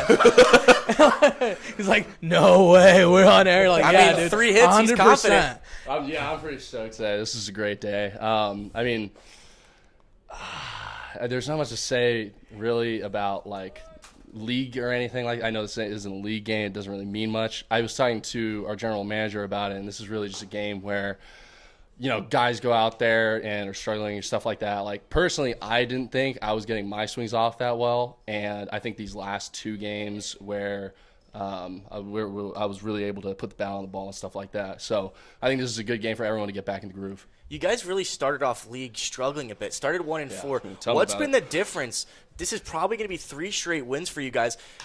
Tim Brown was telling me earlier before the game, yesterday was the best game of baseball you guys played all season. Oh, my goodness. Are Oh, you boy. kidding me? And we'll take a short break there as that one was a fly ball towards left field. Stayed in the air long enough for Johnny Pacheco to get his glove on it, but it did not touch his glove. So perhaps they rule that one as a base hit. I say it's a double. Give him a Yeah. double. Give him a double. Yes. Give him a Way double. too late in the game to be assigning errors. All right, so here we go. Yeah, according to the score guy, Colton Freeman, that's going to be doing a both double. now. I'm doing Yeah, both now. you're doing everything, dude. This is your broadcast. I'm just here. Whatever you want, man. But yeah, as we were saying earlier, is there anything specifically you think that mentality-wise that has changed? Because, like I said, Tim Brown was telling me that that was the best game of baseball you guys been playing. Yeah, what turned it around, man? I think, honestly, the weekend reset was so big for us. That Arroyo Seco loss, I think it was 4-3. That was brutal. I mean, I didn't play during that game, but Well, that's why they lost. Yeah. I mean, you can 3 go hits tell today. Mitch that. You can tell Coach Mitch that. But no, I'm just saying, like, we were dead. That was a dead dugout. Both sides were brutal. I mean, there was no talk the entire game. There were 7 runs scored. There was no talk. The first guy that threw out there was a Pepperdine guy, had a good changeup. But we really should have smacked him around more. I mean, that was a stock right-handed pitcher. That was the stuff we needed. We be facing 95 all the time. We don't need to see that anymore. We need some stock right-handed pitchers so we can get our swings down, and that's what this game is about right here. Yesterday, you guys saw a guy that threw heat with that big slider. You guys really attacked my the God. fastball and did so well. That slider was so gross, man. Like, that lived up to the expectations. We had Sam doing synergy for us. Sam's great. He's helped me so much getting prepared for games and stuff like that. And we were talking about like where he's going to throw that slider. And that was how I got my first hit of the game, when he buried that slider low and outside, and I struck out on the first time. But I knew he was going to come back to it, and that was where I did that butt out kind of Ichiro tennis swing into center field and was able to drop it in. Oh, my God. This one is laced out towards left field. Pacheco was able to track this one down. The runner from third base tags and easily scores. It's a 15-4 ball game in favor of the Orange County Riptide. And Colton, let's go ahead and discuss your hand wraps. I was telling Chaz that it looked like you were getting ready. Yeah, I told him it looked like you were getting ready to box. And I also told Chaz that he wouldn't be a bad opponent. I don't know what your thoughts are on an exhibition match. He's trying to get me to fight everybody. Yeah, I mean, there's definitely a celebrity boxing match out there for us. I can definitely tell you that. But the reason I have these on, like these, I think personally they look corny, super corny. Like the only reason. What about look good, play good?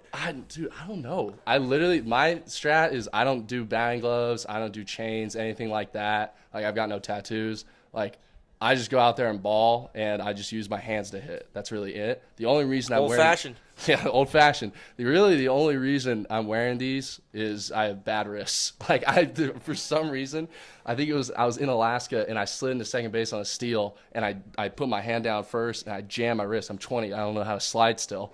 So when I slid in, I jammed my wrist, and then I think I was probably overcompensating with the right one, and I think that's how I re-injured it too. So that's why I've got both sides looking like I'm about to fight Jake Paul. So that's that.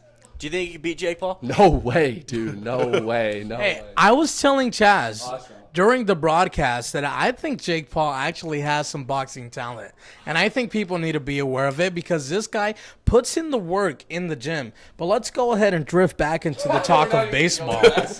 No, I mean, I'm a big boxing guy, so any day of the week. But you know what's funny? So we called Mike Ashley to come up here. You're just as good. Don't get me wrong. So we're thinking that is it because of this interview that you're no longer playing in the game? Or Spencer's serving the guy at the plate now. I think Spence is very worthy of getting his at-bats and his playing time, and I think everyone's got to work in these games. Personally, if it was up to me, I think everyone would be in this game because, like I said, this is a game for people to get their swings back, people to get out of the ruts and stuff. So I think this is good for everyone to get into this.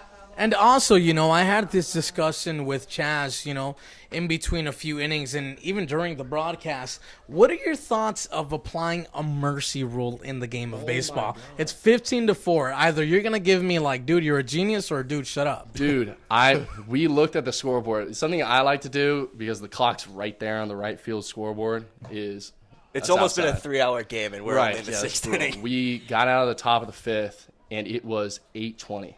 And I'm like, dude, we're on pace to finish after 10:30. And I'm talking to the kids down in the dugout, and that was during the 7-run inning. And I was like, okay, guys, like we've scored 2 already. How many score in this inning? And whoever's right gets a ball. And they picked 4, 5, and 6. And then we did a rehearsal when we had second and third, and we got 7 runs on the board. I said, okay, how many are we getting? There was 1 out. And they were like, we're going to go 8, 9, 10, 11. And all of them were wrong. No one gets 7. And that was the mercy rule run. Like, we need to stop after 10. Like, this is getting brutal. They're running out of pitching. Our pitchers are sitting for 45 minutes. We need to stop. Yeah, and the broadcasters are running out of things to talk about. That's why I'm here. Wait, exactly. But let me add one more thing, Colton. This is kind of your fault. Maybe a pitching appearance for one of the guys out on the diamond. I'll get through. Ground ball towards the left side. Pass to diving Darren Taylor and into left field. Jack Thomas Wold will hold at third base. Single off the bat of Spencer Servin. He's picking up right where Colton Freeman left off. And Colton, you're part to blame. This is a 15-run game, but you had an RBI double, then you had a single, then an RBI single. So just blame yourself for this one, pal. Yeah. How could I? It's funny because I was talking about, like, I had my day off. I went up to Bishop, California with my girlfriend. I was talking to her dad about baseball and stuff, and I was like, I don't have an RBI this season. Like, that just seems really weird to me. Like, I've been hitting 9th, I've been kind of tucked away in the order. I was like, this is kind of weird. I hit 2nd yesterday, got my first RBI this season there, and I'm looking for this to be kind of like the get down. Poked out into right field. That'll drop 15, in for a base hit. 16-4 ball game. in favor of the Orange County Riptide. That is the second RBI of the matchup for Austin Krisick. Now runners are aboard on first and second base for Orange County. And So ladies that and means now gentlemen, 9 hitters now have gotten a hit for the Riptide. yeah, this is tough, man. We're in the bottom of the sixth. No way. And there's only one out in the inning still. So This is really going to help you guys be feeling good going into that big game tomorrow. Because you guys, I mean, you got what? I mean, just putting myself in your guys' shoes, that's the one you guys really want to win. They've already beaten you guys twice. Yeah, it's true. We need to stop. We can't be losing to Rose Seco again. Not at their place. I mean, I really wish we were playing here. I mean, I think this is by far the best park in the entire league. I really wish we weren't going to Pasadena, playing on that crabgrass. Going on a bus. That's what I was saying. When we played a road game in Santa Barbara, we got off the bus after 4 hours. I was like, how is it possible to win a road game right now? We have an hour 15 to get ready. We're just about to hit BP. Like, my legs are cold from the AC that was in the bus still. Like, I don't know how we're supposed to win these games. Tomorrow's big. We need to win that game. it's tough, and that's actually one of the things I was thinking about when looking at your guys' schedule. You guys play a ton of games throughout the week. Sometimes you only have one day off. How would you say you've handled that, throughout the beginning of the season, playing up to 6 games a week? And how do you think the team as a whole feels about that kind of number, and including games like these that are non-league games in the middle of league matchups? We were like, why are we playing today? Like, this should be an off day. I was talking to the GM about that too. We were like, if it was up to us, we'd be playing no non-conference games at all. We'd just play in the North and the South. Honestly, I think Coach Mitch does an underrated job of mixing in lineups. I think he does a good job of giving people rest. It looks like, from what we can tell, it's every 2 days we get a little break every once in a while. So I played 2 days in a row. Kyle Booker came from University of Tennessee. He's what a start for him. Oh my goodness, man, he is so good. Like, he is so good. He is so clean with the bat. I can't say enough about him, but he's going to be a huge addition. But he gets his 5 hits in 2 days, and then he takes a break because this is a longer season. This isn't just like this ain't a sprint. We got to finish in the end. The playoffs are in August. We got to get all the way there. So. Yeah, and you go to Dartmouth, didn't have a college season. Is there anything specifically you wanted to do this summer, or is it just getting back out there and playing baseball? I usually would never say this, but there is nothing I'd rather be doing this summer than playing in Orange County, playing baseball. Like, I was supposed to play in Boston, have like a host family, all that kind of stuff. That was 2 years in a row. That was supposed to happen during COVID, and that was supposed to happen during like this summer, and they didn't want to do it because of COVID, obviously. But I'm so grateful that not only that I found a team that's good, but it's also well managed, and like this league's everything. I had no clue we were gonna have a staff of 30 interns on this case right here. Neither did I. I mean, he's been here for years. Yeah, let me just share a story, right? So, like, the first day we come in, it literally looks like we're hosting, like, a freaking study hall. I'm out here. I'm like, Mo, what is this? We've usually had, like, 5 to 7 interns. This time around, we have a whole field trip going on. And, the interns are great. And because of the interns, we're able to do vlogs, mic'd up series. Social media has been outstanding. How's it been, like, being a part of you're one of the Orange TikTok, County Riptide? No, TikTok stars. Don't say that. Cut that. No. We're live. We have to. We can't say that. Yeah, how are we I've gonna never. cut this? Okay, let's just clarify. Never made a TikTok in my life. Did not know that was going to be a TikTok. That's a lie. I knew it was going to be a TikTok. But oh, get down. I can't read the balls up here. I can read the balls in the field. I think everything's in play. But yeah, I think all the guys get really stoked before the game. Like, we go down there right in front of the tent on your left-hand side, and we get after it. Boys do dances. I'm not a dancing guy. I really just did mine. Ironically, that's what I did it for. There was one where they didn't use this clip, man. I was picking my nose. I ate the booger, and then I was trying to be cool and sexy, and they didn't use that. I was like, bro, why are we trying to make me look douchey right now? Like, come on. But yeah, and also they did a really good job with the mic'd up. They do a really good job. That's funny. really cool. That was very funny. I, for one, would not want to be mic'd up during a game. Some bad stuff would probably come out. But you're saying this as the announcer. Yeah. I'm not playing the game. I'm not talking trash out there to the other team. You should hear some of the things he says in between innings, dude. Seriously. Yeah, we're all humans here. Yeah, that's why I make sure to go to church every Sunday to go ahead and pray for Chaz. And let me ask you another thing as that pitch is swung on and missed for strike 3. And as a matter of fact, we'll take a short break. You probably want to head back to the dugout, but not yet because I want to talk to you. Yeah, good. I really don't. So you'll stick around for the bottom of the 7th. All right. Yes. We'll take a short break.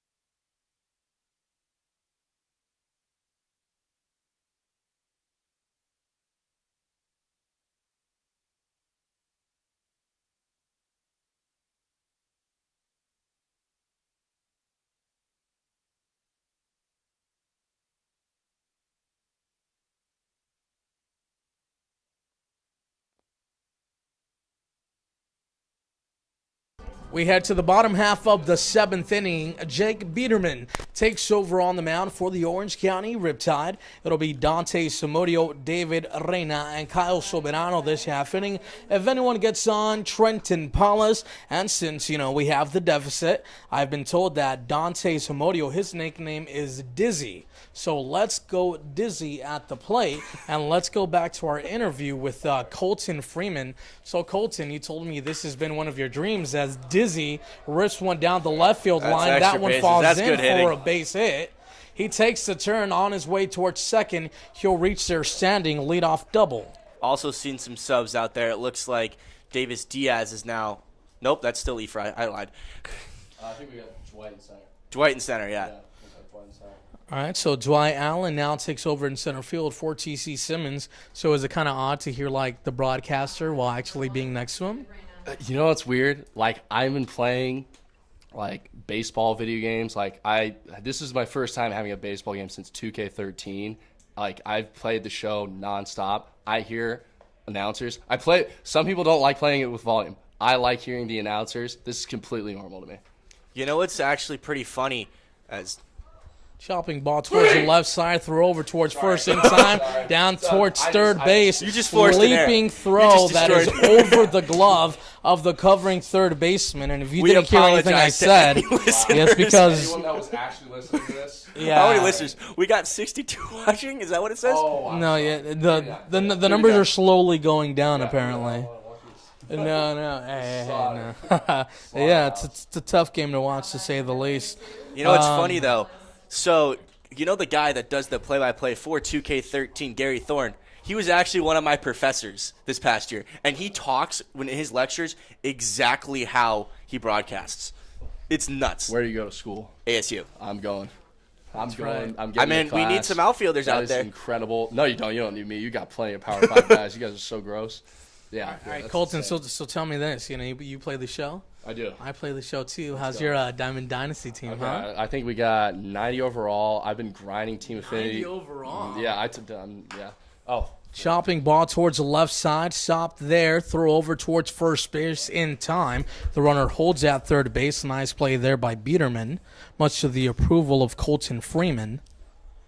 All right. So, yeah, as you were saying, 90 overall. That's a good team. Yeah. Built a lot of team affinity season 2 guys. The only thing What division are you playing? Or in?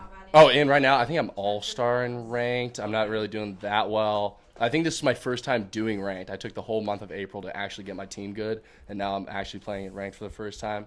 9-4. Cliff Lee's the ace. Oh, that's a throwback. Yeah. Well, funny enough, he was my favorite pitcher to use in 2K13, and that's why I loved him. So his circle change reminds me so much of playing when I was 12 years old. That's why I love using him. All right, so I have another question for you. Who's your highest rated player on offense? I think this is weird because I just got him, but I think it's Bichette and Tomey because they're both 97s with parallel ones. Why the heck? He just threw his bat. Okay, I've never seen that before. It looked like he was walking. I don't know. Dog. I don't know. All right, we have a question from a fan. We'll get to that when we get back. We head to the top half of the 8th inning. The Orange County Riptide are winning by a lot, 16-4.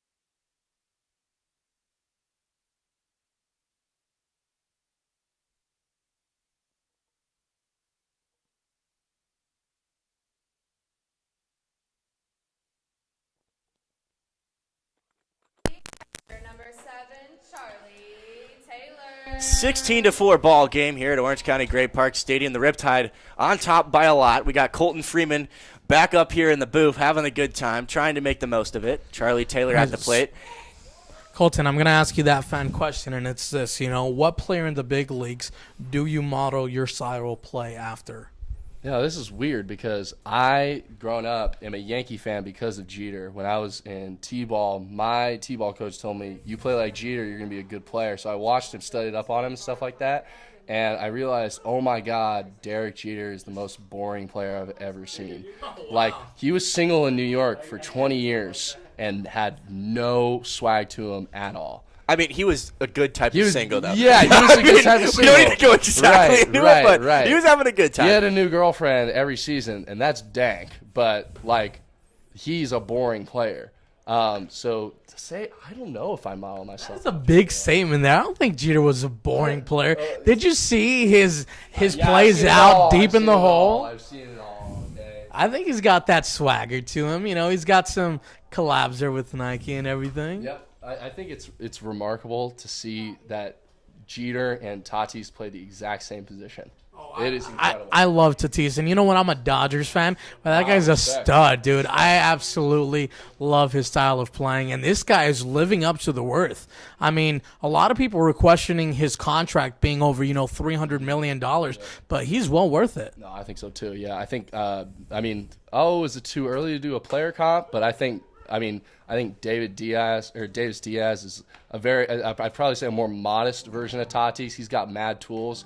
I've had players from my high school come up to me and be like, oh my God, I can't believe you played with Davis Diaz. No way. He's like top 100 on like the MLB prospect list, stuff like that. And I was like, you wouldn't even know it if you were on this team. He is the nicest. He's the nicest kid, so humble, like knows his worth, but at the same time, like respects other people's like playing time, stuff like that. Like he is a team guy. He's gonna make Vanderbilt a lot better, and when he gets drafted, he's gonna make any MLB team a really lot better happy. for Vanderbilt. I mean, that's one game. They're national champions. I know, incredible. And it's something that I've, really alluded to throughout the season. Davis Diaz, he's just coming out of high school, and he didn't even have a senior season per se. So he has that level of maturity and style of play that is reflected through kids who've seen a lot of college pitching. And one of the things about him that I just really appreciate is his discipline at the plate. He strings together some solid at-bats, but he doesn't strike out too often. No, not at all. And that's a lot of respect for the kid. He's got crazy hands. He's got good contact, plays the field like an animal. Like a lot of heart with that kid too. He's gonna do some special things. I can't wait to follow him, man. I'm truly blessed to play on the same team as him, and I know it doesn't look like it right now, but he's gonna be special one day. I have another question for you as well. I've noticed that this week especially, you guys have been much more aggressive at the plate. And that is because last week you guys were looking at a ton of pitches and striking out very often, including a 14 strikeout game against the Arroyo Seco Saints. Yes. What? So did Mitch tell you guys at the beginning of this week to be more aggressive? Or what was kind of his message? Ultimately, what I'm asking is why have you guys flipped the script? Personally, I think our goal was to get out of here faster, and look at that goal. That is, that's not achieving right now. I think swinging first pitch, statistically, it's usually your best pitch to hit, and that's always something I want to think about when I go up, because I don't want to go up there cold or anything like that. I think one of my singles was after the first pitch, but I'm happy to see it. I like seeing guys take hacks early. I like seeing guys be balanced at the plate and stuff like that and not have to get into deep counts where we're seeing the Arkansas guys slider every single time someone comes up with 2 strikes. So I'm really for this approach. Now, you talking about statistically your best, pitch to hit. Are you a big analytics guy? Huge. The life after baseball, wherever that may be, sabermetrics, broadcasting. Those are the 2 that I see on my vision board. Well, let's hear you broadcasting at bat. How about that? No. Take the mic. Come on. Oh yeah, we'll Take set the that. mic. We'll set that up for the top of the 8th inning. All right. Well, so we're going to give you our scorebook. We'll give you some information on the guy. Yeah. And you just kind of build off of that. That's going to be just excellent entertainment as Dwight Allen is now at the plate with a runner aboard at first base and 2 outs. The right-hander gets the sign, delivers the 0-2. That one skips away from the backstop. On his way towards second and reaching safely is whoever was on base. I lost track because I have Colton next to me, and this guy's a good-looking guy. I mean, how can you take your eyes away from him? So how would you describe your experience overall playing in summer baseball, and how does it compare to when you're playing, throughout the regular season at your respective school? What's different about it? This is my second summer season. I played my first summer season with the SoCal Renegades 2 summers ago when I was an incoming freshman to Dartmouth. And I would say the difference is, oh yeah, that's dropping. Yep. Efry got to listen to me. Yes, he does. He should be the third base coach. Yeah, I don't know if Mitch is being active on the base paths right now. So probably He's clapping his hands. That's station something. to station is probably what we should be doing. But anyways, to get back to your point, I would say the joke that I made to Mitch earlier about my approaches this summer, I said, let's put the over-under on my walks this year during the summer at 1.5. I'll give myself 1 walk if someone walks me on 4 pitches or something. Otherwise, I'm swinging all the time. I think I have 4 walks this season.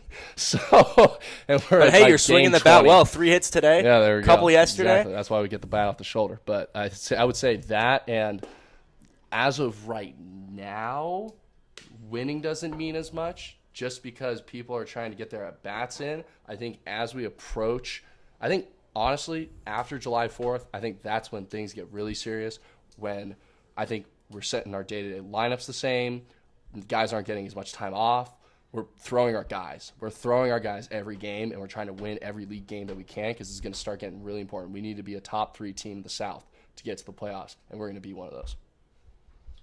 So, in regards to the whole recruitment process, how did everything come about for you? Who reached out to you, and what ultimately led your decision to come and play here for the Riptide? So my hitting coach and our recruiting coordinator at Dartmouth, Connor Burke, does a great job at being really proactive and getting guys in good spots early. So the crazy thing is summer teams are made in the fall, which is just unbelievable because of how much time there is in between. Like, okay, well, we have to recruit this guy from his last college season and his summer season, and then there's literally like 9 a months. There's 9 months where anything can happen. He can get any type of injury. This is a really hard job. Like what Mo and Mitch do, that's a really hard job to put a winning team together with that much foresight. So for me, it was Coach Burke reaching out to, or I think Mo reached out to him after looking at, he said, Mo looked at some of my in-game footage from the 7 games that I played in at Dartmouth before COVID happened, and he got me on the team. So, taking a look at your guys' lineup, I mean, you guys have tremendous depth offensively, and you guys have a lot of players from UNLV. Talk to me about those group of guys and why are they such an asset for the Orange County Riptide? I'm telling you, I hang out at Laguna Beach High School for training, stuff like that, and I'm telling all these kids, I'm like, hey, if you want to go hit somewhere, go to UNLV because all these guys rake. All of them are so good. Jack is going to make a really good pro player. It's going to suck if we actually do lose him to the draft, but he's going to be off to bigger and better things. I think Bajani was huge. He had that walk-off early in the season. He's a great contact hitter. Schmeat, as you guys know him, Austin Krizik. Schmeat, that's his nickname. Because no one can pronounce that last name. Well, I looked over at your guys' notes, and I see Austin Krizik spelled Krizik, and that's the only reason why I pronounced that correctly. Right. So that was smart. Good little broadcast tool. Oh, that's us. Oh, my, that was us. But he's an incredible hitter. I love playing right field alongside of him. He's fantastic. And Darian Williams he's a star. He is going to be, and he's a big guy. He's ripped. He's ripped. He's going to be UNLV's leader next year. He should be a really great senior for them. Wow. And, you know, another common thing here at Orange County Great Park Stadium is Little League night. You guys have a ton of Little Leaguers, more times than not, just crowding that dugout. How's that experience been like for you? That's been really fun. I honestly wasn't sure what to think when we were getting asked to give autographs after we had just striken out, which is pretty funny. It's funny how little feel these kids have on when to ask us for autographs, but they keep us in the moment. They make us realize, like, it's not that serious. I mean, you could start charging for them now. Yeah, dude, not lying, and I can say this now because we can now use our name, image, and likeliness. That's huge. Some guy came up to us and said, my mom gave me 20. Can I get an autograph? My mom gave me, and he shows us the bill. And he said, and then you know what he follows out with? He says, "I'm gonna need 10 and change." And I said, "Are you kidding me, man? Like, you you're brought like, me bro. 20, and now I need to give you change for 10. Come on, man." I bet you everyone was signing up. Yeah, that's right. That's right. Everyone was. This pitch is inside and in the dirt. Runners aboard on first and third base for the Orange County Riptide. Ephraim Cervantes down the line at third. Dwight Allen at first. Jack Thomas Wold at the plate. Cepeda remains on the mound here for the Pirates. 16-4 ball game in the bottom half of the 7th inning. We've got Colton Freeman joining us in the middle of today's broadcast because, well, there's not really much to talk about in regards to the game. Oh, they called him out. Gets the home plate umpire to call strike 3. Come on, Jack. And, you know, talk to me about that now. I know the That pitch is in the officiating dirt. has not been great throughout these games, especially here at home. How much of that, or how much of a challenge is that? There was one game, the last game that Mike started. We had an umpire that really gave him the squeeze, and that was brutal. I think his stat line for that game, not to put you on the spot, Mike, but I think he was 1 inning, 6 walks, and a hit by pitch. And honestly, I can't put that on Mike. I know Mike's a better pitcher than that. I know he knows that too. He showed it tonight. He showed it tonight. He pitched really well. No hits in 3. But, I mean, that was bad. Personally, I don't mind that. If I'm a hitter, I'm not super stoked that I just got a K next to my name because we're trying to speed the game up. But we got to swing early in the at-bats. Don't foul it off. Put it in play. That's all I gotta say. That's bad luck. So Derek Shaver steps up to the box now, and Shaver's actually a pitcher, but he's in the lineup now. What do you think about that? I think Shaver gives us good life. I think he's a good hitter. I think he's a two-way guy at Wichita, and I personally didn't think he could bring the juice like he